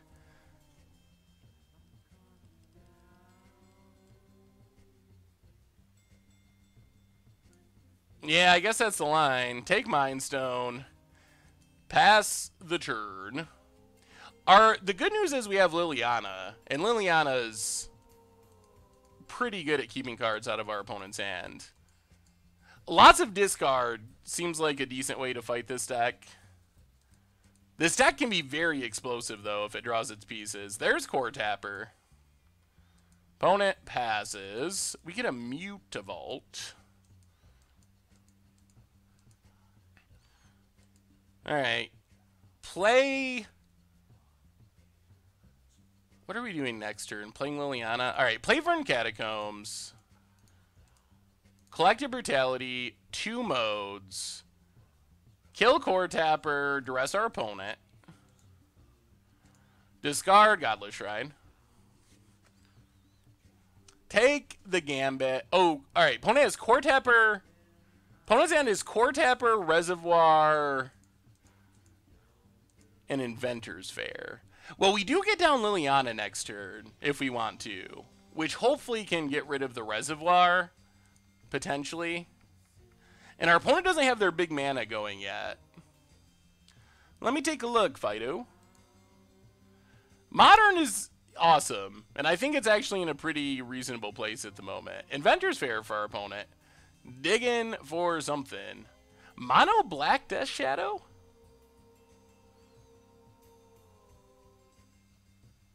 Seems like it could work. I mean, yeah, seems like it could work. The thing about Modern is it's so easy to splash that it takes a good reason to not play extra colors. But it seems like that build could work. Alright, there's a Core Tapper. Opponent has Walking Ballista. Plays Inventor's Fair. So we know there are 2 cards. Crack Verdant Catacombs. Yeah, I wish Modern was a bit cheaper. That would be nice. Smuggler's Copter, I guess, is going to have to wait. So play Mutavault. Run out our Liliana. Take up Liliana. Discard a Copter. What's our opponent discard? Discards a Reservoir. So their last card is a Walking Ballista. Charge counters. Okay, they can't put counters on Ballista. So we attack. They hit for 1. Ping. They can't kill Liliana. All right, we'll get in. Get in with our Tidal Scholar. We do want to kill our opponent before they draw into their pieces. The thing is, they can just make mana so fast that we're always like at risk of just dying out of nowhere against this deck. If you're looking for a fun Pauper deck to play at some point, I can upload a Goblin Storm deck a week or... Oh, I uploaded a Goblin Storm deck a week ago on the site. That sounds like a pretty fun one. I'll have to look for it. Do you think Grishelbrand is a good first deck for Modern? Ugh. I wouldn't want to recommend it as a first deck. I feel like it's a deck that is hard to play well. So I feel like, I mean, I guess if you're experienced with it and really like it, then go for it. But I feel like it's a tough one to play well. Tazzeret's Gambit, drawing our opponent some cards. All right, come on, don't find your pieces, don't find your pieces. Wizards makes money off of Modern Masters type sets, and they've done a good job of printing new cards that work in Modern recently, in the last couple of sets. Well, not so much Ixalan in specific, but I feel like they've been doing a better job. Oh, there it is. Yikes. Yikes. We're close to being dead. Opponent passes. Thoughtseize is good. That is a good one. So play Smuggler's Copter. This gives us hope. Because we're going to get our opponent empty-handed. Thoughtseize our opponent. They're still going to be like a top deck away from potentially going off out of nowhere. Take the Walking Ballista. Take up the Liliana. Empty-handed. Get in with Sculler. Hit our opponent. Oh, I'm still super scared. Do you think Iconic Masters should have been named something else like Draft Masters? I think it could have been more iconic if they were going to name it Iconic Masters. That's for sure. The Martyr Frog deck was awesome. Oh man, they have real bordered or old bordered Power 9 coming to Magic Online in like a couple of weeks, which is going to be super awesome. I'm excited for that. Even though I don't play Vintage, I'm still excited for that just because it's cool. Uh-oh. All right, Lodestone Golem. Opponent passes.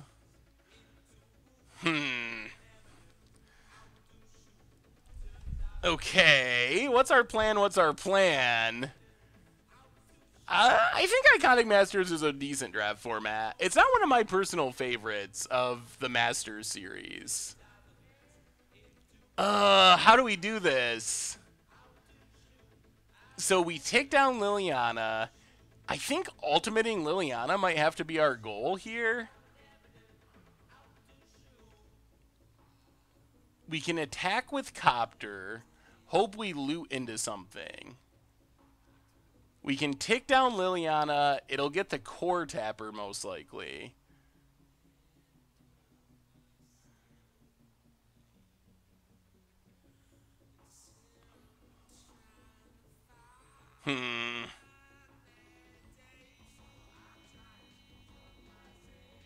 This is actually a really hard position.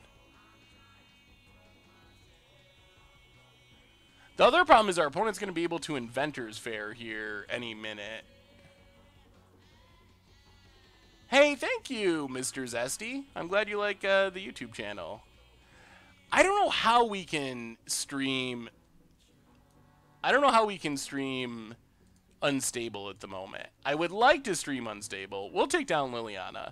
Because it's not going to be on Magic Online, so we'll have to see if there's a way we can figure out doing it. Opponent lets the core tapper go. And I guess we just pass? Not very happy with our position. We're to the point where we're like a draw away from our opponent potentially going off out of nowhere.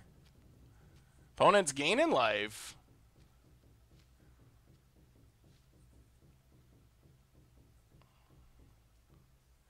Yeah, I think we're going to try to block with the Smuggler's Copter if we get the chance. Pumps up the Chalice. What did our opponent find? Oh, they found Paradox Engine? Oh my goodness. Oh my goodness. Life is ending very soon.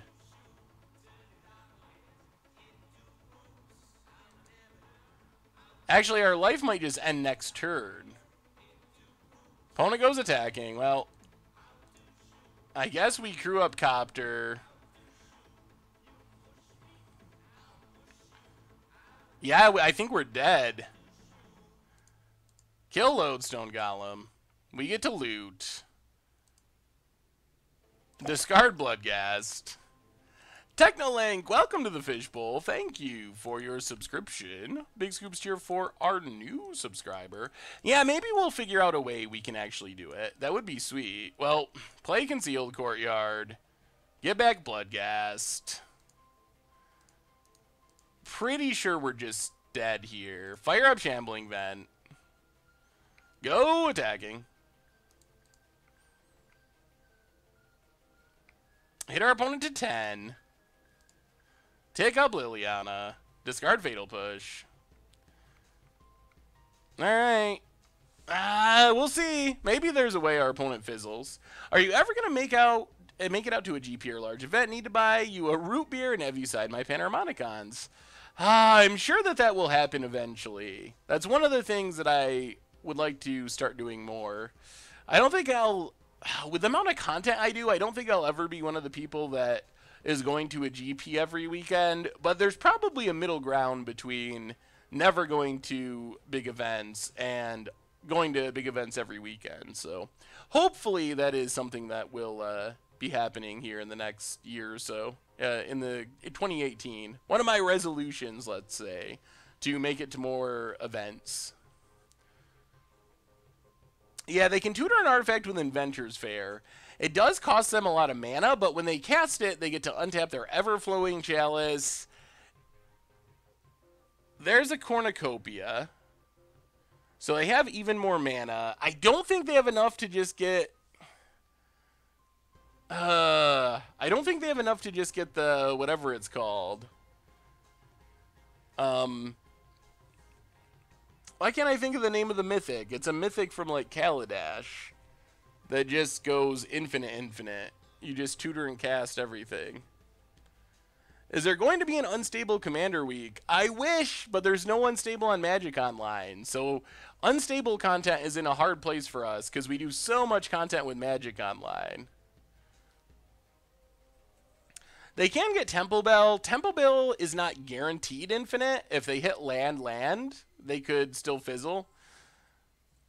But I don't think we can kill them next turn. So it's, even if they do fizzle, it probably doesn't matter.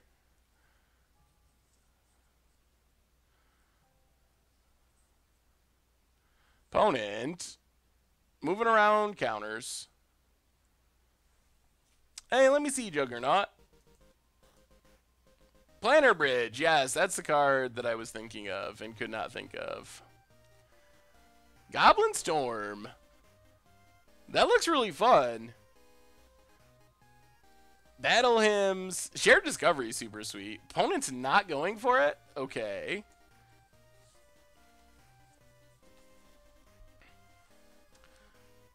Not that that matters.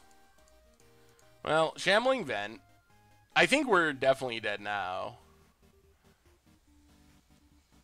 Go attacking. Hit our opponent. Opponent takes it. Take up Liliana. Discard Bloodghast. Because now our opponent just Inventor Fairs and goes infinite. Or that's what they should do. Oh, that's what it is. Yeah. It's... I can't think of the card it is. We're about to see. It's the one that puts it in your hand. Planar Portal is the one. Oh. Well, I guess Ring of Three Wishes also gets the job done. Yeah, that makes sense, because then they can move counters onto it. It's not a charge counter, though. Well, alright. I assume we're just dead here. So far, we're 2-1, but we are getting severely outjanked by Paradox Engine in this game. Yup, there it is. Ring of Three Wishes. Opponent basically has infinite mana now, because every time they cast a spell, they untap these chalices, which are adding... they're going to be adding, what, 8 mana? 7 mana? The deck is super sweet. We already saw an Ether Flux Reservoir. I believe that when we played the deck, there was Reservoir, Ballista, and Emrakul. So I assume that we're going to die to Emrakul, but I don't know. Our opponent's build could be different. That was like 6 months ago that we actually played this deck, so it could be different now, or just a different build. We didn't have Ring of Three Wishes. Opponent tutors up something. We've definitely played some interesting matchups this league all around. It's weird. Normally, the difference between competitive and friendly leagues doesn't seem like much, but we've definitely played a interesting variety of matchups this go around. A friend of mine thinks that Krenko Mob Boss is too powerful for uncommon. What are your thoughts? I think Krenko Mob Boss would probably be pretty good at too good at uncommon. That would be my take. There's a Temple Bell. Opponent doing their stuff. Yeah, I'll let it run out until our opponent plays a finisher. If you've never seen the combo before. It's a really cool deck. I think it has some issues. Stony Silence being one of the biggest ones. It definitely gets wrecked super hardcore by Stony Silence. Opponent tutoring with Ring.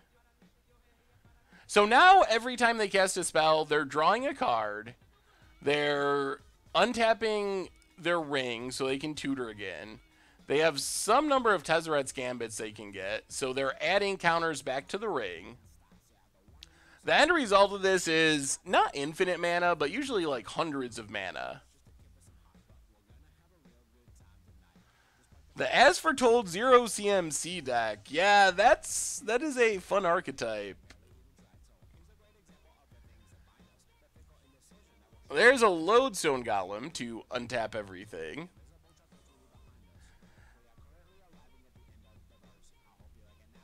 Yep. Opponent has 1,000,000 mana floating. opponent. Yeah, some people want to see the combo, so we'll let it go until they show their finisher. There's some very slight chance that they don't have a finisher since 2 of them are gone. All right, well, that's not a chance anymore since they have Academy Ruin. So now they can always get back Walking Ballista to win the game. So that's one way they can win. They got back Etherflux Reservoir. All right. So we will, now we're going to concede, I think. No reason to keep playing it out. They got the Reservoir. So now they have the mana floating. They're drawing extra cards every turn. They just gain life with Etherflux Reservoir until they win. So that does it. They did have a finisher in leftover. Oh boy. So how do we fight against Paradox Engine? Good God. So Anguish Unmaking, Kataki, those are good. Fatal Pushes are not very good. Fulminators, maybe? I don't even know if Fulminator's worth it. Oh, yeah, Black Bolt would have been great. We need a bump in the night. Huh. I mean, I guess just disrupting them is probably the best thing we can do, is just try to get them with discard. Kataki seems like it can be reasonable if it comes down early enough. Fulminator, I guess, is probably better than Fatal Pushes, which don't seem very good. Brutality, I guess it doesn't hit enough. It gets War of Invention, but maybe that's not enough. The other thing is, once they get, I guess just killing their special lands is pretty good. Killing, like, Inventor's Fair and some of their tutor lands is good. They're not really a graveyard deck. I don't think that Leyline is worth it. They don't really need their graveyard to win. I think it's like a backup plan. That they can just Academy Ruin something back for value, but it's not really like a primary goal of the deck, or even a secondary goal.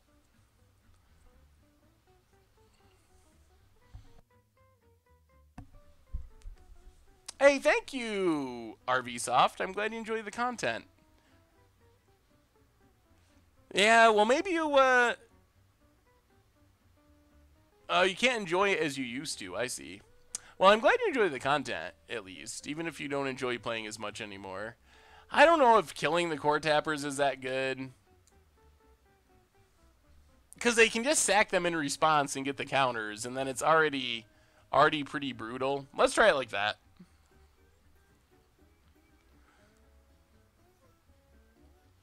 Goblin Game combo for Against the Odds. Yeah, Magic Man Sam's videos are amazing. Magic Man Sam probably just makes the best. Oh, 0 lands. Lots of discards, 0 lands. Ship it. Alright, well, we got a Tide Hollow. We got a Lingering Souls. Mutavault's got to go bottom. This is not the dream hand, but we're dealing with 6 cards. We got to take what we get. I think that Scooter is okay with Kataki. Like, it's not ideal, but paying 1 isn't the end of the world. Opponent has a Forest. And there's a Cornucopia. The fun is already... and Ancient Stirrings. Maybe we just cannot win this game.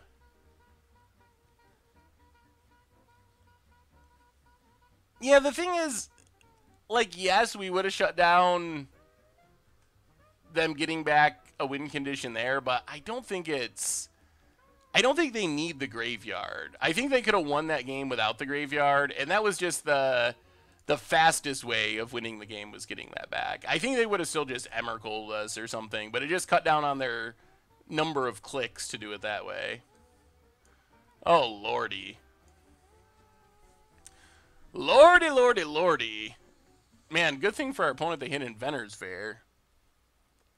Cyclonic Rift, Paradox Engine, Temple Bell, Tezzeret's Gambit, Core Tapper. Well, I guess we have to take Core Tapper. I think that's... or else they put 2 counters on Cornucopia and they're just off to the races. So, take Core Tapper. Not a dream situation. Pass the turn. How do I feel about the new Planeswalkers and Rivals? I actually think Angrith is pretty sweet, although they are both the Planeswalker deck Planeswalkers, so they're a little less powerful than the set Planeswalkers normally. But Angrith is actually pretty good for a Planeswalker deck Planeswalker. And get some more mana. What do we get? Well, there's a Copter. So play Mutavault. Thoughtseize our opponent.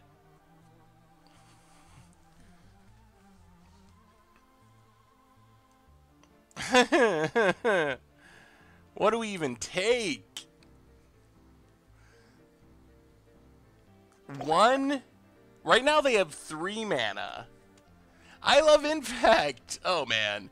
When do we get a viewer against the odds tournament? That is a great idea. Thank you so much for your subscription, I love Infect. Welcome back to the Fishbowl. Big scoops here for our new subscriber.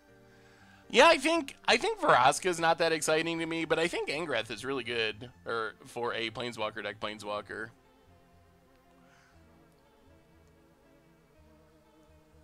One, two, three. They can Gambit up to 4. The problem is we take Paradox Engine, they can Cyclonic Rift. I guess they don't have blue mana yet. Yeah, I guess we just take Paradox Engine. Run out Looter Scooter. Our clock doesn't seem all that fast for this matchup.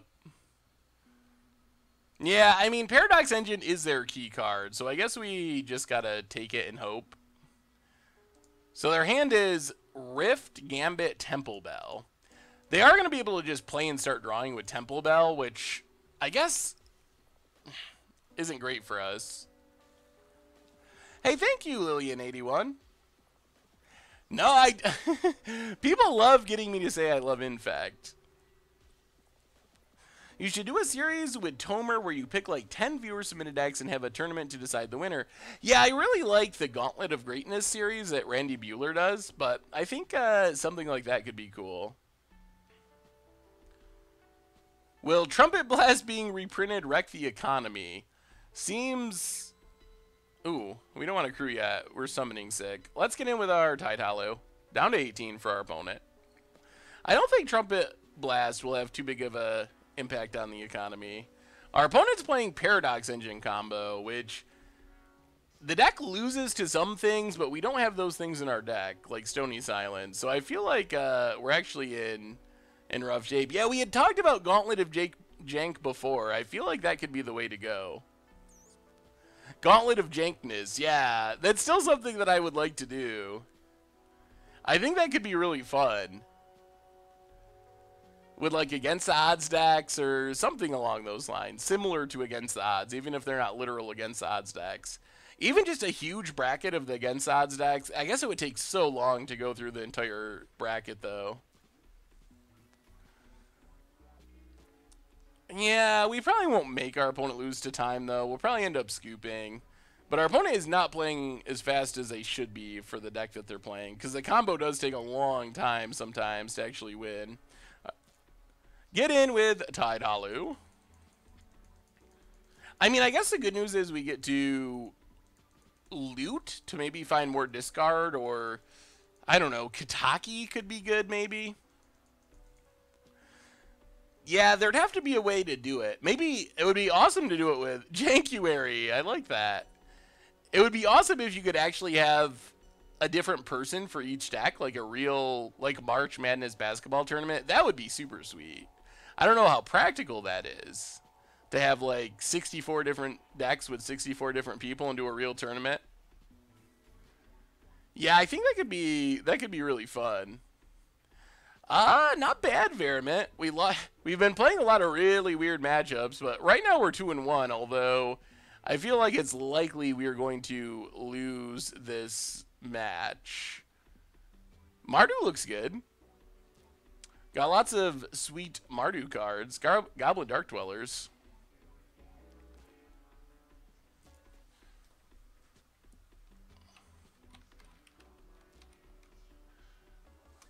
Hit our opponent.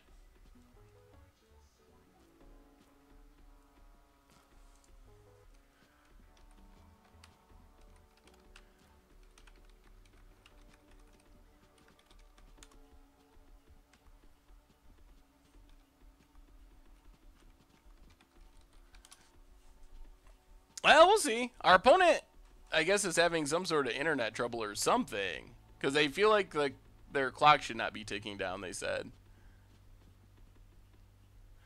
So I don't know if they are having some sort of issue. So maybe we accidentally win by time. Our opponent is disconnected. Gonna do the old reconnecting.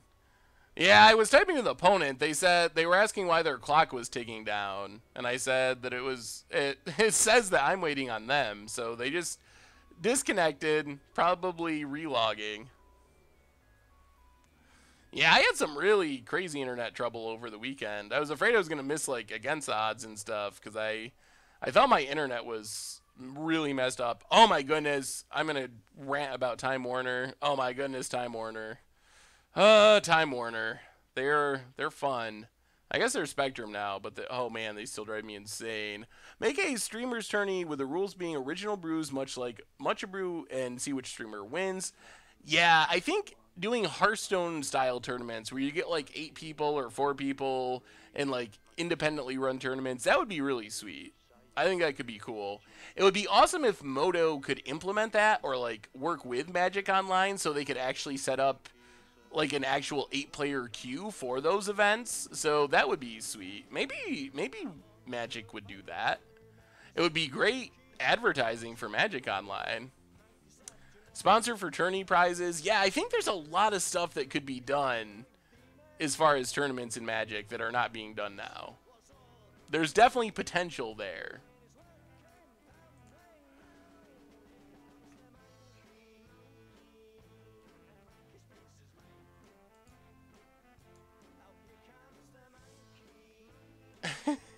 Time Warner, yeah, probably.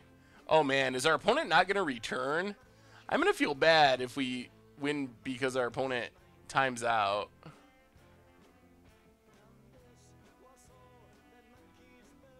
Seth plays Strictly Better MTG Mono White $100 deck for a stream or budget Magic.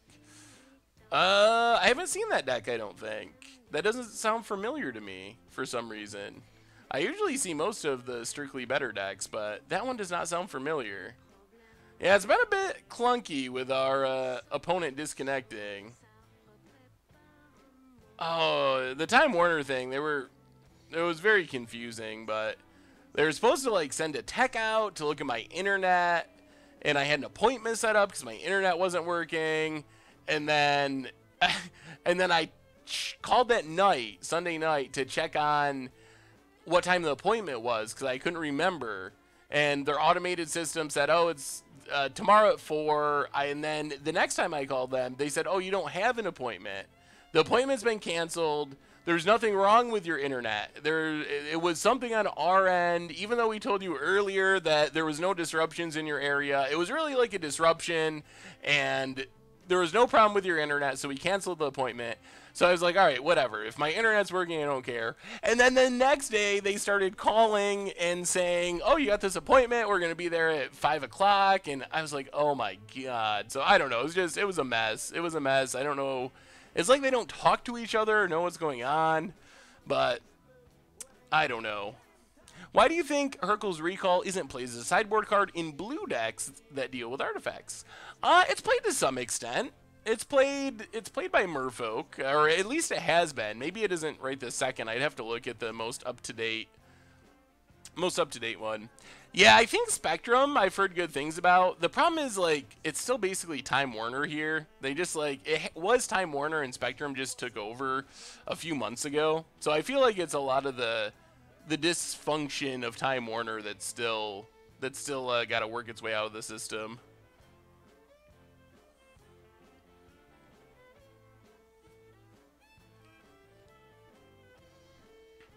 Yeah, net neutrality is an important issue.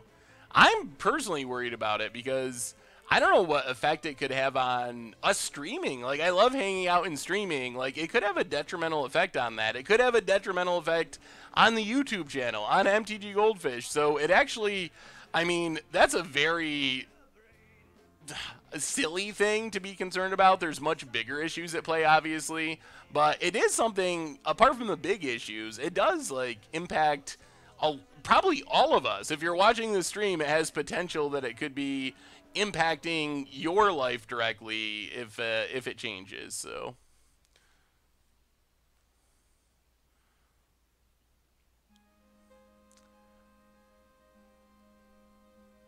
Oh, man. I think we're actually going to get the timeout win. The kids are going to be eating because our opponent timed out. I would much rather have the kids go hungry and not have our opponent timing out and sitting there for 10 minutes, but GD Paradox, welcome to the Fishbowl. Thank you for your subscription. Big soups here for our new subscriber. All right, let's see.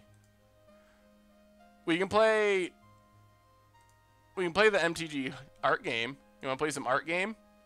I think I know what this one is. While we're waiting for our opponent to deal with their internet trouble. Boom. Sahili Rai. Man, this is too easy. Vidalian Click. Oh, no. This is hard mode, so it's rare cards from all sets. I don't know what this is. Chat. Save me, chat. What is this?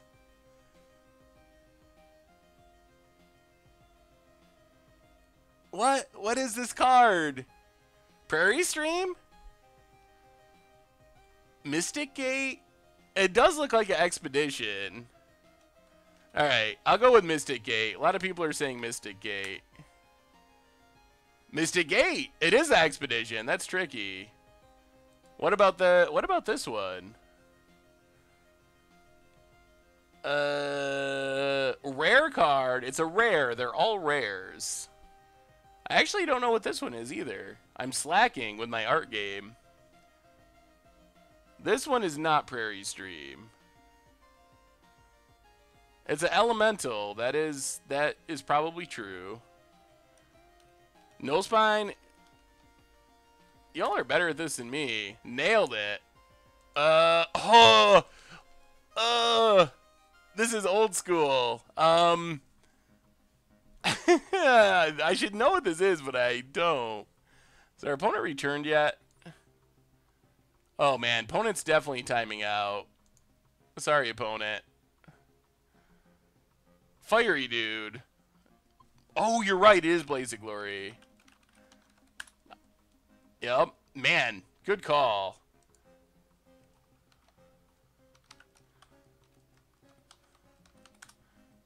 Cruel Ultimatum. Oh, Mana Crypt. We're picking up Mindslaver. Nailed it. Oh, that commander guy that I hate that Tom always kills me with in commander class. Clash. Our opponent wrote in chat. What did our opponent say? Saskia. Saskia the Unyielding? There's probably no commas there. Oh. Well, we got it right, but I typed it wrong. Enchantress. Well, I guess we get the free win. Not the way we wanted to win it, but if I knew we were gonna lose, I would just scoop. But I'm not 100% sure that we would lose. I feel like we're not favored in this match, but I'm not gonna just scoop the match because I don't think we're just dead.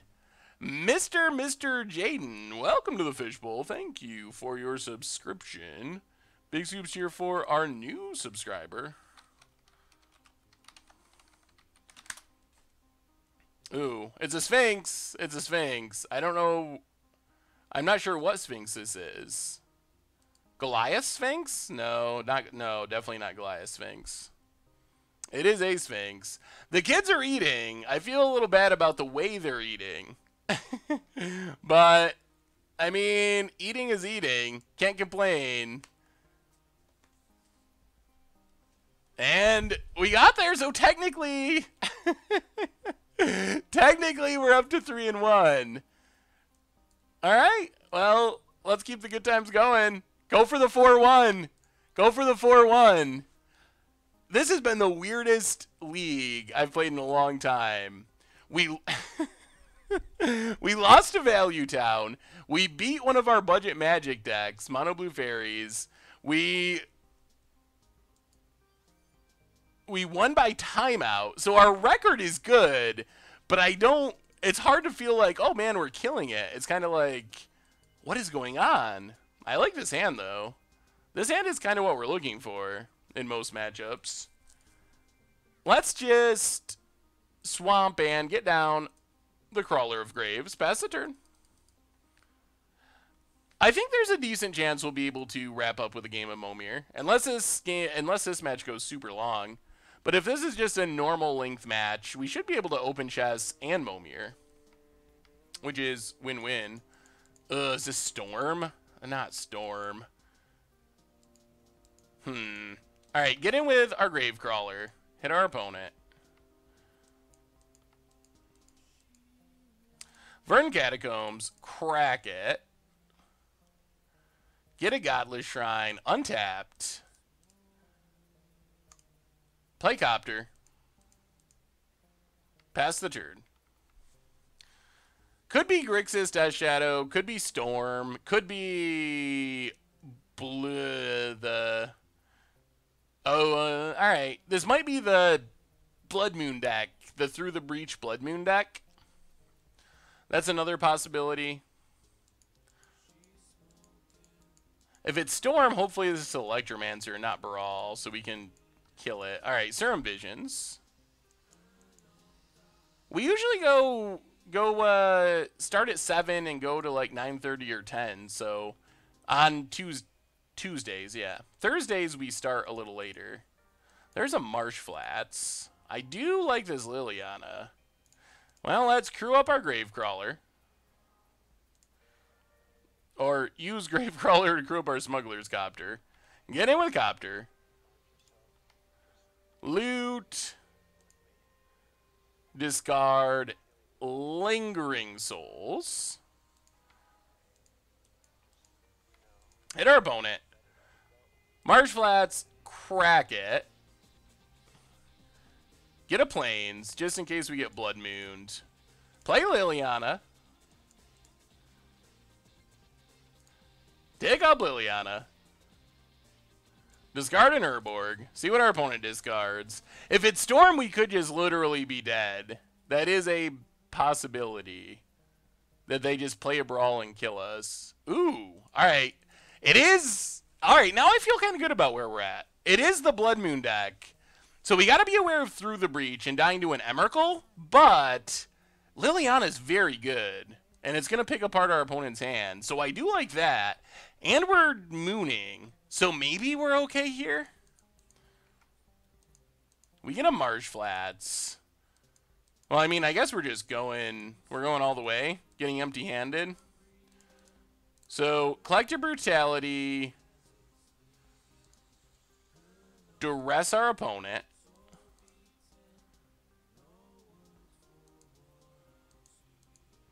What do you got, opponent? Is this going to work? Double Brutality, take up Liliana seems pretty good here.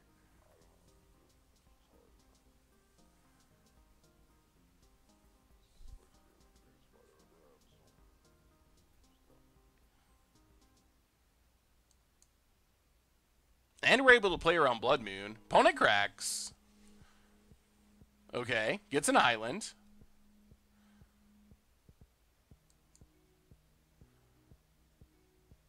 Electrolyze. Well, let's crew up our Copter. Duress our opponent. Remand. Oh! Oh, it's a twin deck. Alright. So... Huh. What are we taking?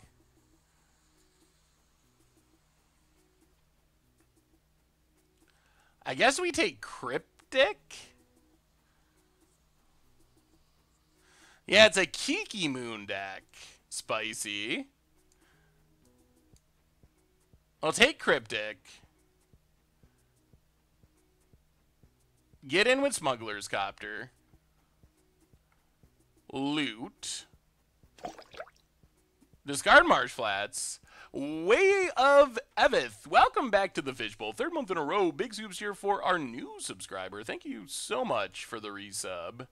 Play Marsh Flats. Crack Marsh Flats. Grab a Swamp. Collective Brutality. Duress our opponent. Take Harvest Pyre. Take up Liliana. So what's our opponent got left? Discards a Remand. Alright, our opponent's 3 cards are Snapcaster, Deceiver Exarch, and Sulphur Falls. Pass the turn, pass the turn. We could die out of nowhere. Check Kick, welcome to the Fishbowl. Thank you for your subscription. Big Scoops here for our new subscriber. We draw a Shambling Vent. Well, play Shambling Vent. Take up Liliana.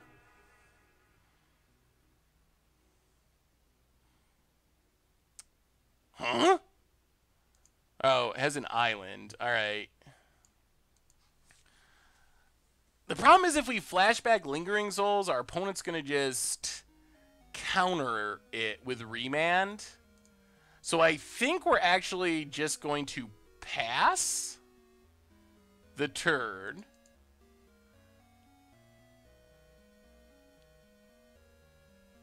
Opponent Snapcaster remanding there seems really bad for us. How many oranges do you think you could eat in one sitting? Oh man, probably a bushel? I don't know if that's a number. Or even a way that you measure oranges, but a barrel? A barrel of oranges? A gallon?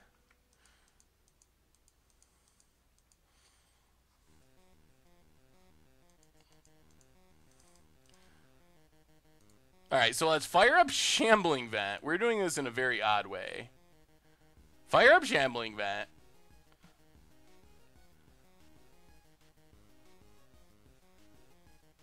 Shambling Vent, turn on Smuggler's Copter.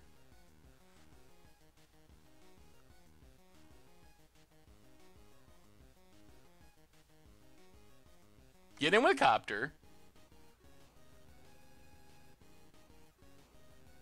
Is it Snapcaster or Harvest Pyre? Alright, Snapcaster down. This is fine. This is actually pretty much what we wanted to have happen. So we get the Snapcaster out of our opponent's hand. They're going to kill our Copter, which is admittedly annoying. Yup. But now we got our opponent under a ton of pressure. Because we just Fatal Push Snapcaster. Yup. Copter down. So now we just Fatal Push Snapcaster. Take up Liliana.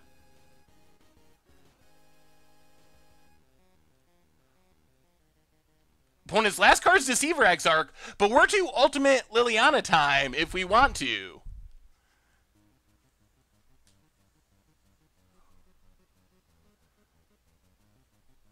I feel like we're in good shape. I feel like we're in pretty good shape. Opponent's passing.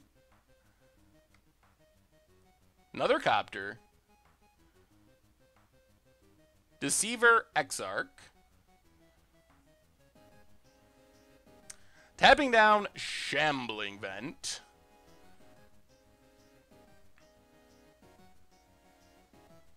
Oh dear. And Lightning Bolt, opponent. Really? Well, we had a good draw, which is good. Play Smuggler's Copter. Flashback Lingering Souls. Take down Liliana. Kill Deceiver Exarch. And that was still a good turn. Yeah, now we're not going to ultimate Liliana, but I think we're still in decent shape. Opponent finds an island. No action. And passes. Well, let's fire up Shambling Vent. Fire up Smuggler's Copter. Go attacking. Do some looting. Hit our opponent. We have a 2-turn clock. Discard Liliana. Opponent down to 4. Play Courtyard. Take up Liliana. Are we going to get a 4-1? It's possible. It's possible. Pass the turn. Kiki doesn't even do it. And our opponent scoops it up. Our opponent scoops it up. We're getting there. We're getting there. That was an impressive performance. That wasn't even like our like stumbling through in a timing out opponent performance. That was just a legit good performance from our deck. I was pretty impressed by that one. Yeah, they did manage to bolt our Lily, but still, that was pretty good. So, how do we sideboard against this Moon deck? We obviously want to get basics with our fetches if we can. We only got to win one more game.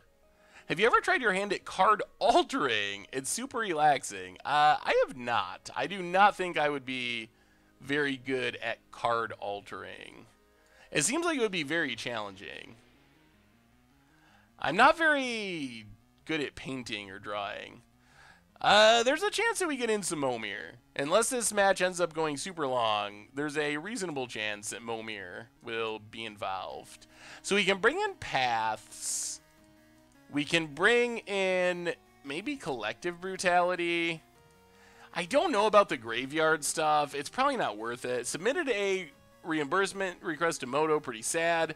Would have been a good game. I encouraged them to win if I did get aggroed in 3 to 4 turns. Yeah, Snog, I was really sad. I would have rather not won by timing out, obviously. Because if I knew I was going to lose, I would have just scooped. But in that position, I think you were favored, but I didn't feel like I was just dead. 100% dead, so that was the reason that I didn't actually scoop, was because of that. What are we taking out is another question. We actually have to cut some cards. Yeah, I don't think we're going to bring in ley lines. We want our discard. We have to cut. Maybe we can't bring in another brutality. Maybe we just bring in Paths. Maybe go down like 1 Fatal Push and 1 Dreadwander? Something like that. I don't want to lose to... Well, I guess Fatal Push doesn't stop the combo that well anyway. Maybe we should have Anguish Sunmaking, because it does. Let's try it. Let's try it like that. Yeah, let's bring in Anguish Sunmaking. Lots of discard. The pass. Trim some Fatal Pushes. Because if they have a Blood Moon down, we won't have fetch lands to crack anyway. So we might as well get rid of them. Opponent's on the play.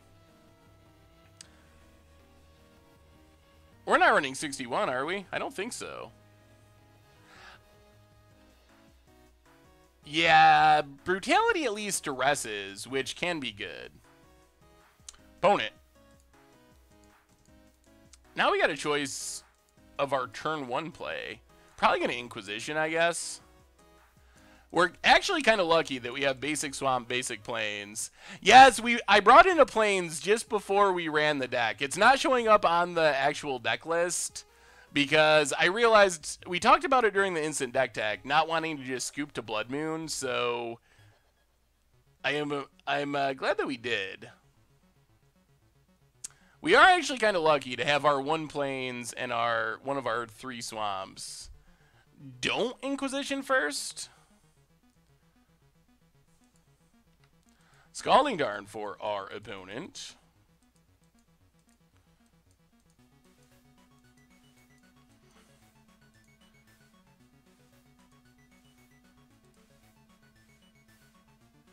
Well, let's Gravecrawler. Hey, glad to have you, Average Toaster. Pass the turn.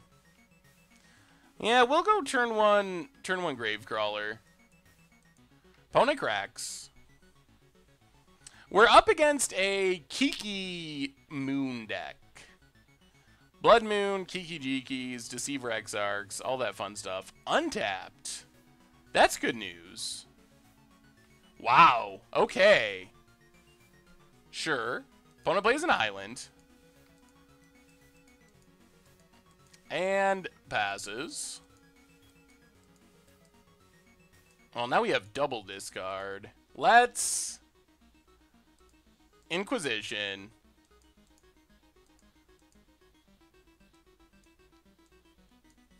Ooh. Fidalcan Shackles, Pestermite, Pia, and Kiki Jiki.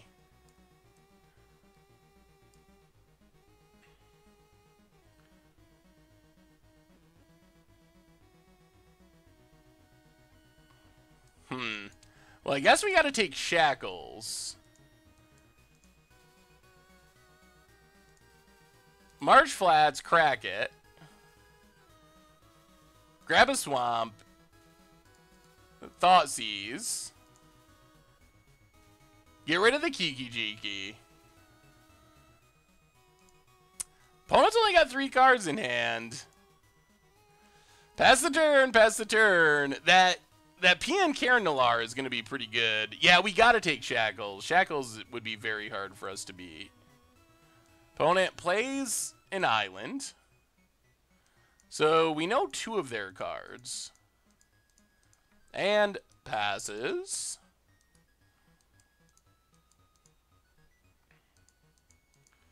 Another Marsh Flats.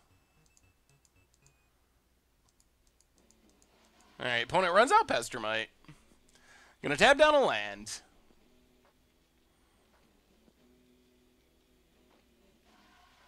Yup. Well, Marsh Flats. Get all of our basics out. Might as well. Before Blood Moon. Get down, Copter. Pass the turn.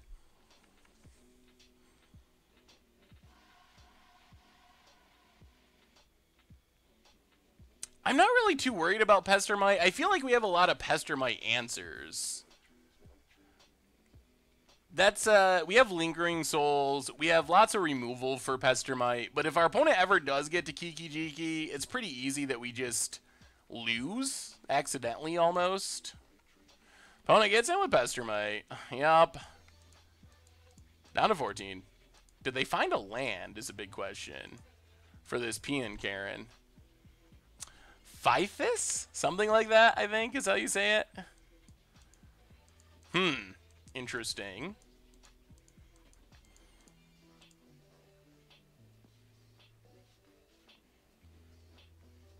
Well, let's play Gravecrawler.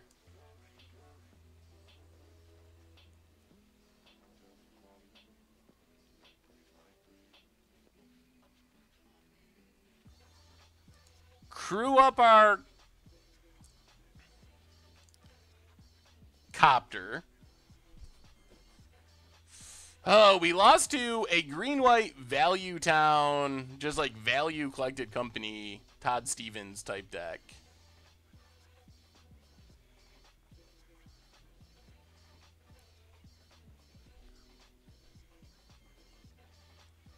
All right, opponent has a Braid. No, play Liliana. Kill the Pestermite.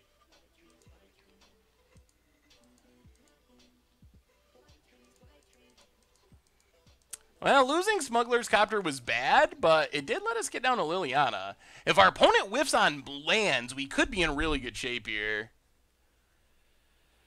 We have played Blister Coil Weird combo. It's been a long time, so we might be due to play some more Blister Coil Weird. But we have played it a long time ago. Alright, opponent kills our Liliana. And passes. Well, I guess it's Gravecrawler time. Get in with Gravecrawler. If our opponent just whiffs on lands forever, play Gravecrawler. Play Shambling Vent. Come on, Gravecrawlers!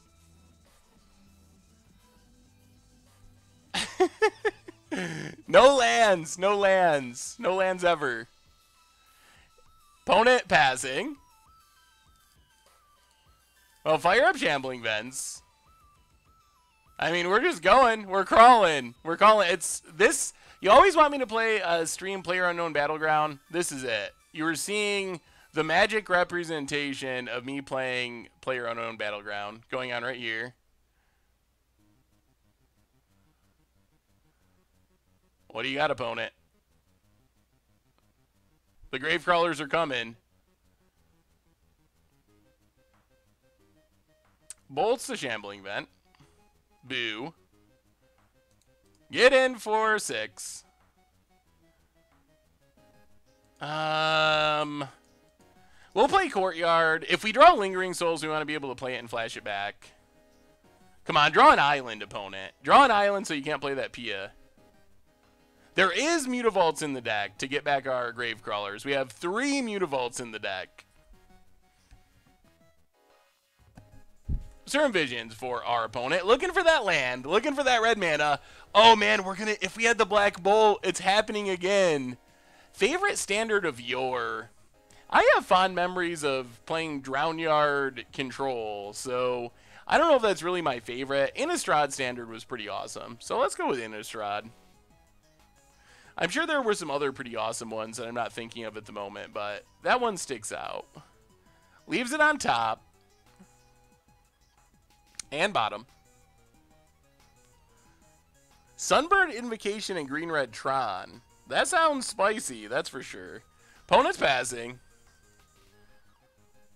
We draw more lands. Well, Gravecrawl. Get in there.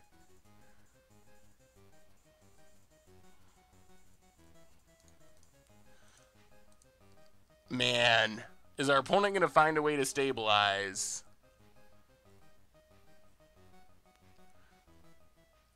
Hit our opponent to 3.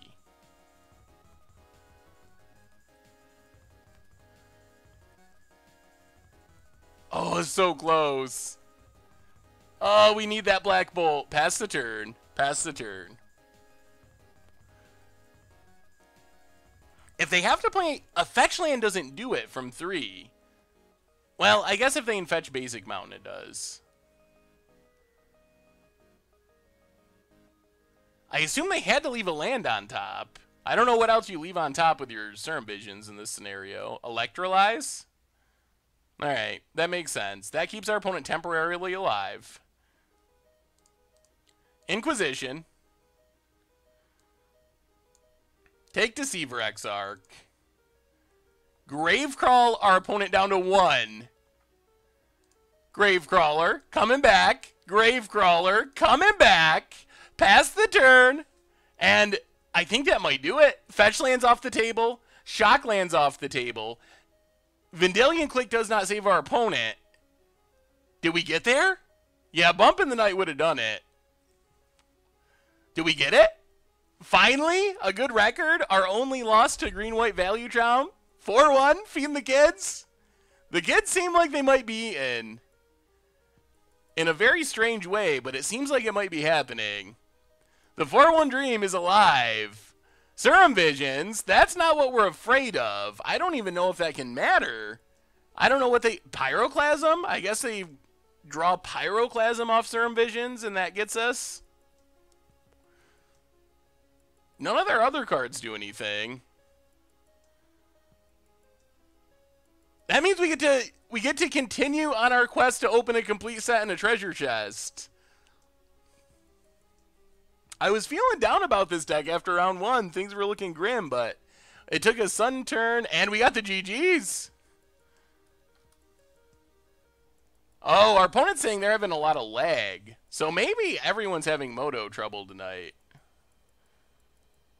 Good games, no lands, much lag. Wow, so zombie. Oh, yes, there are many zombies. Complete set, we can do it in our treasure chest. And our opponent scoops it up. All right, we got there. The kids are eating. 4-1 with Zombie Copter. And I don't know how much this league says about the deck in general, because it was a really weird league. Weird matchups, weird running for our opponents. We had some weird non-games. We had some timeouts, but we won. So that's super sweet. The kids are eating tonight, and I don't know. The deck was pretty fun. The one big thing that I would say is... I am interested in Dark Confidant. I think Dark Confidant could be good in this deck.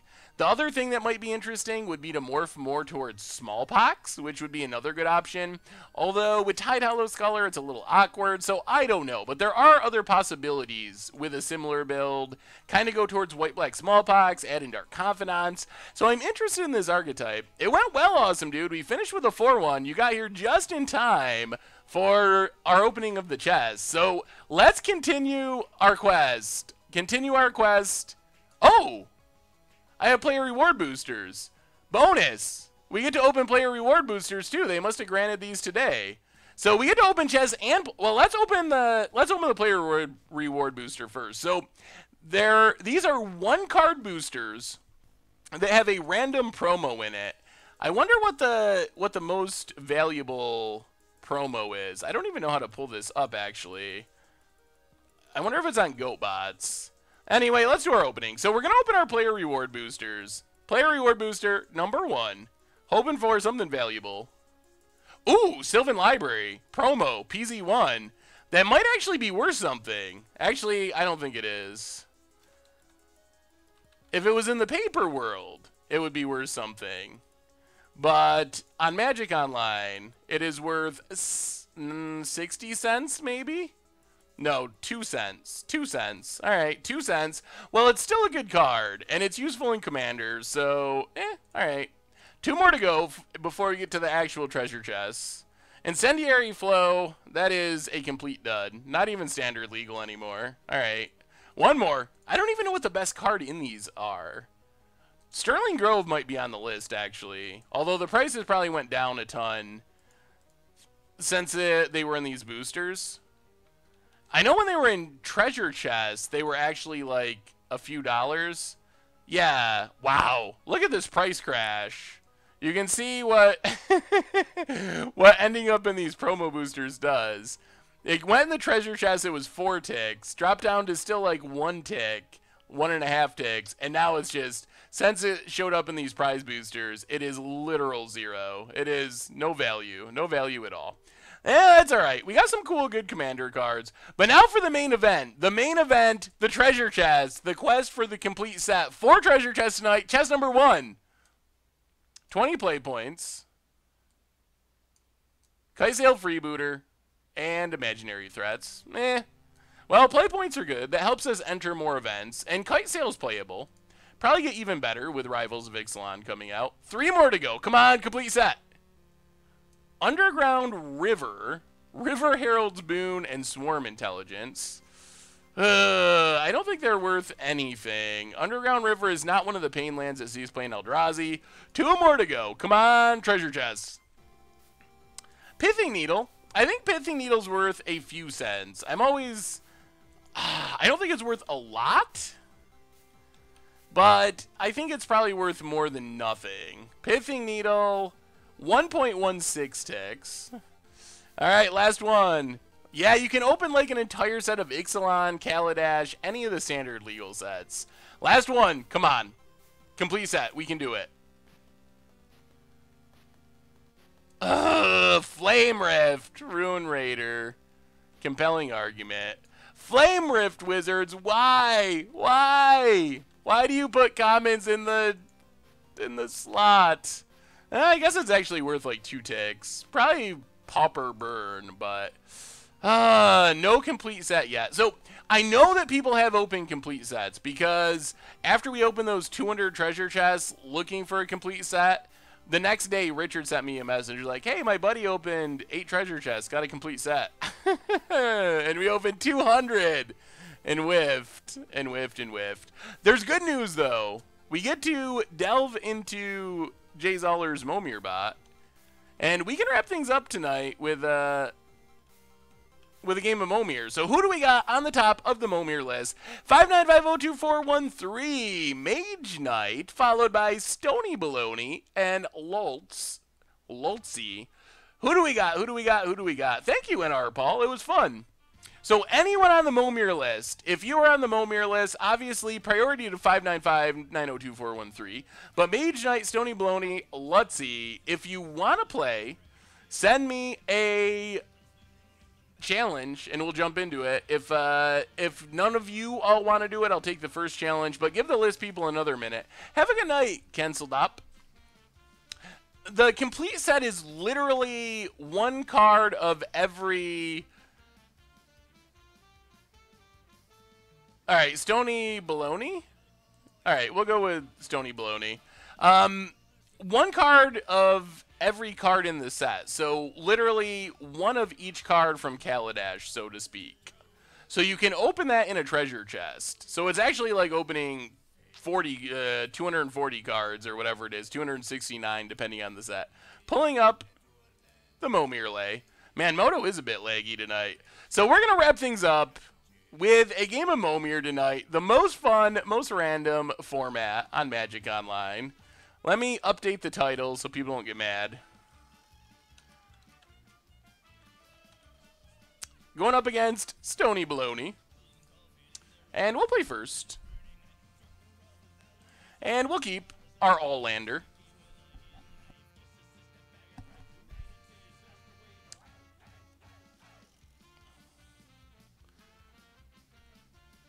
Oh, 595, are you here? Oh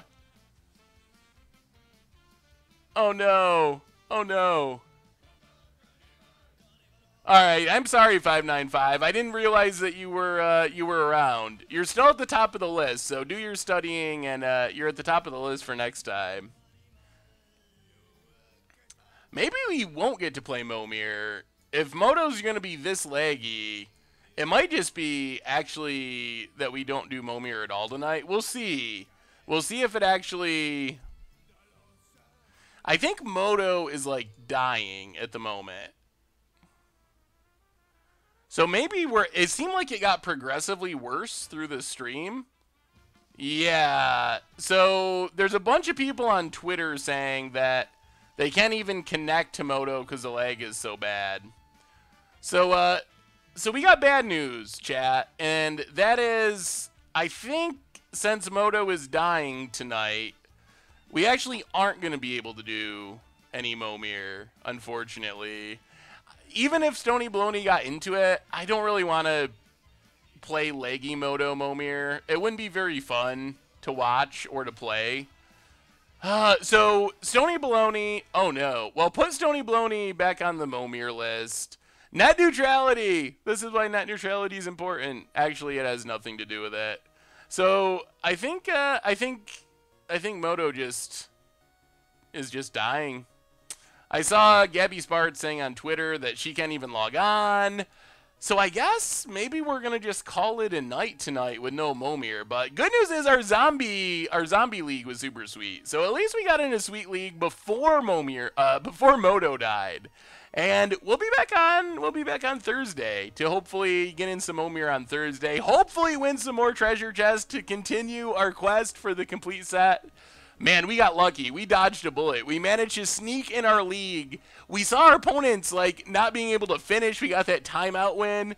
So we managed to sneak out the league right before everything fell apart. So I think that's just going to wrap it up for tonight, everyone. You all are amazing. As a reminder, on the way out the door, replay YouTube. That's where you can find all the old streams. This one will be uploaded tomorrow. Normal YouTube. Big news, apart from Sweet Budget Magic last night, Against the Odds, Thrumming Stone tomorrow night. Special Commander Clash episode, 11 a.m. tomorrow. Keep an eye out for that. It's going to be sweet. Also had a spoiler video for Rivals with the early spoilers go up today, so you can check that out as well. Merch page with tokens and t-shirts and playmats. And thank you everyone who donated and subscribed. You all are amazing. Sorry we didn't get in Momir. Moto's fault. Just one of those Moto things. But we'll be back on Thursday, 6 Eastern, with another one. Hopefully get in some Momir then. Thank you so much, everyone. I always look forward to hanging out with you. It's a blast. You're awesome. Thanks again, and I will see you on Thursday.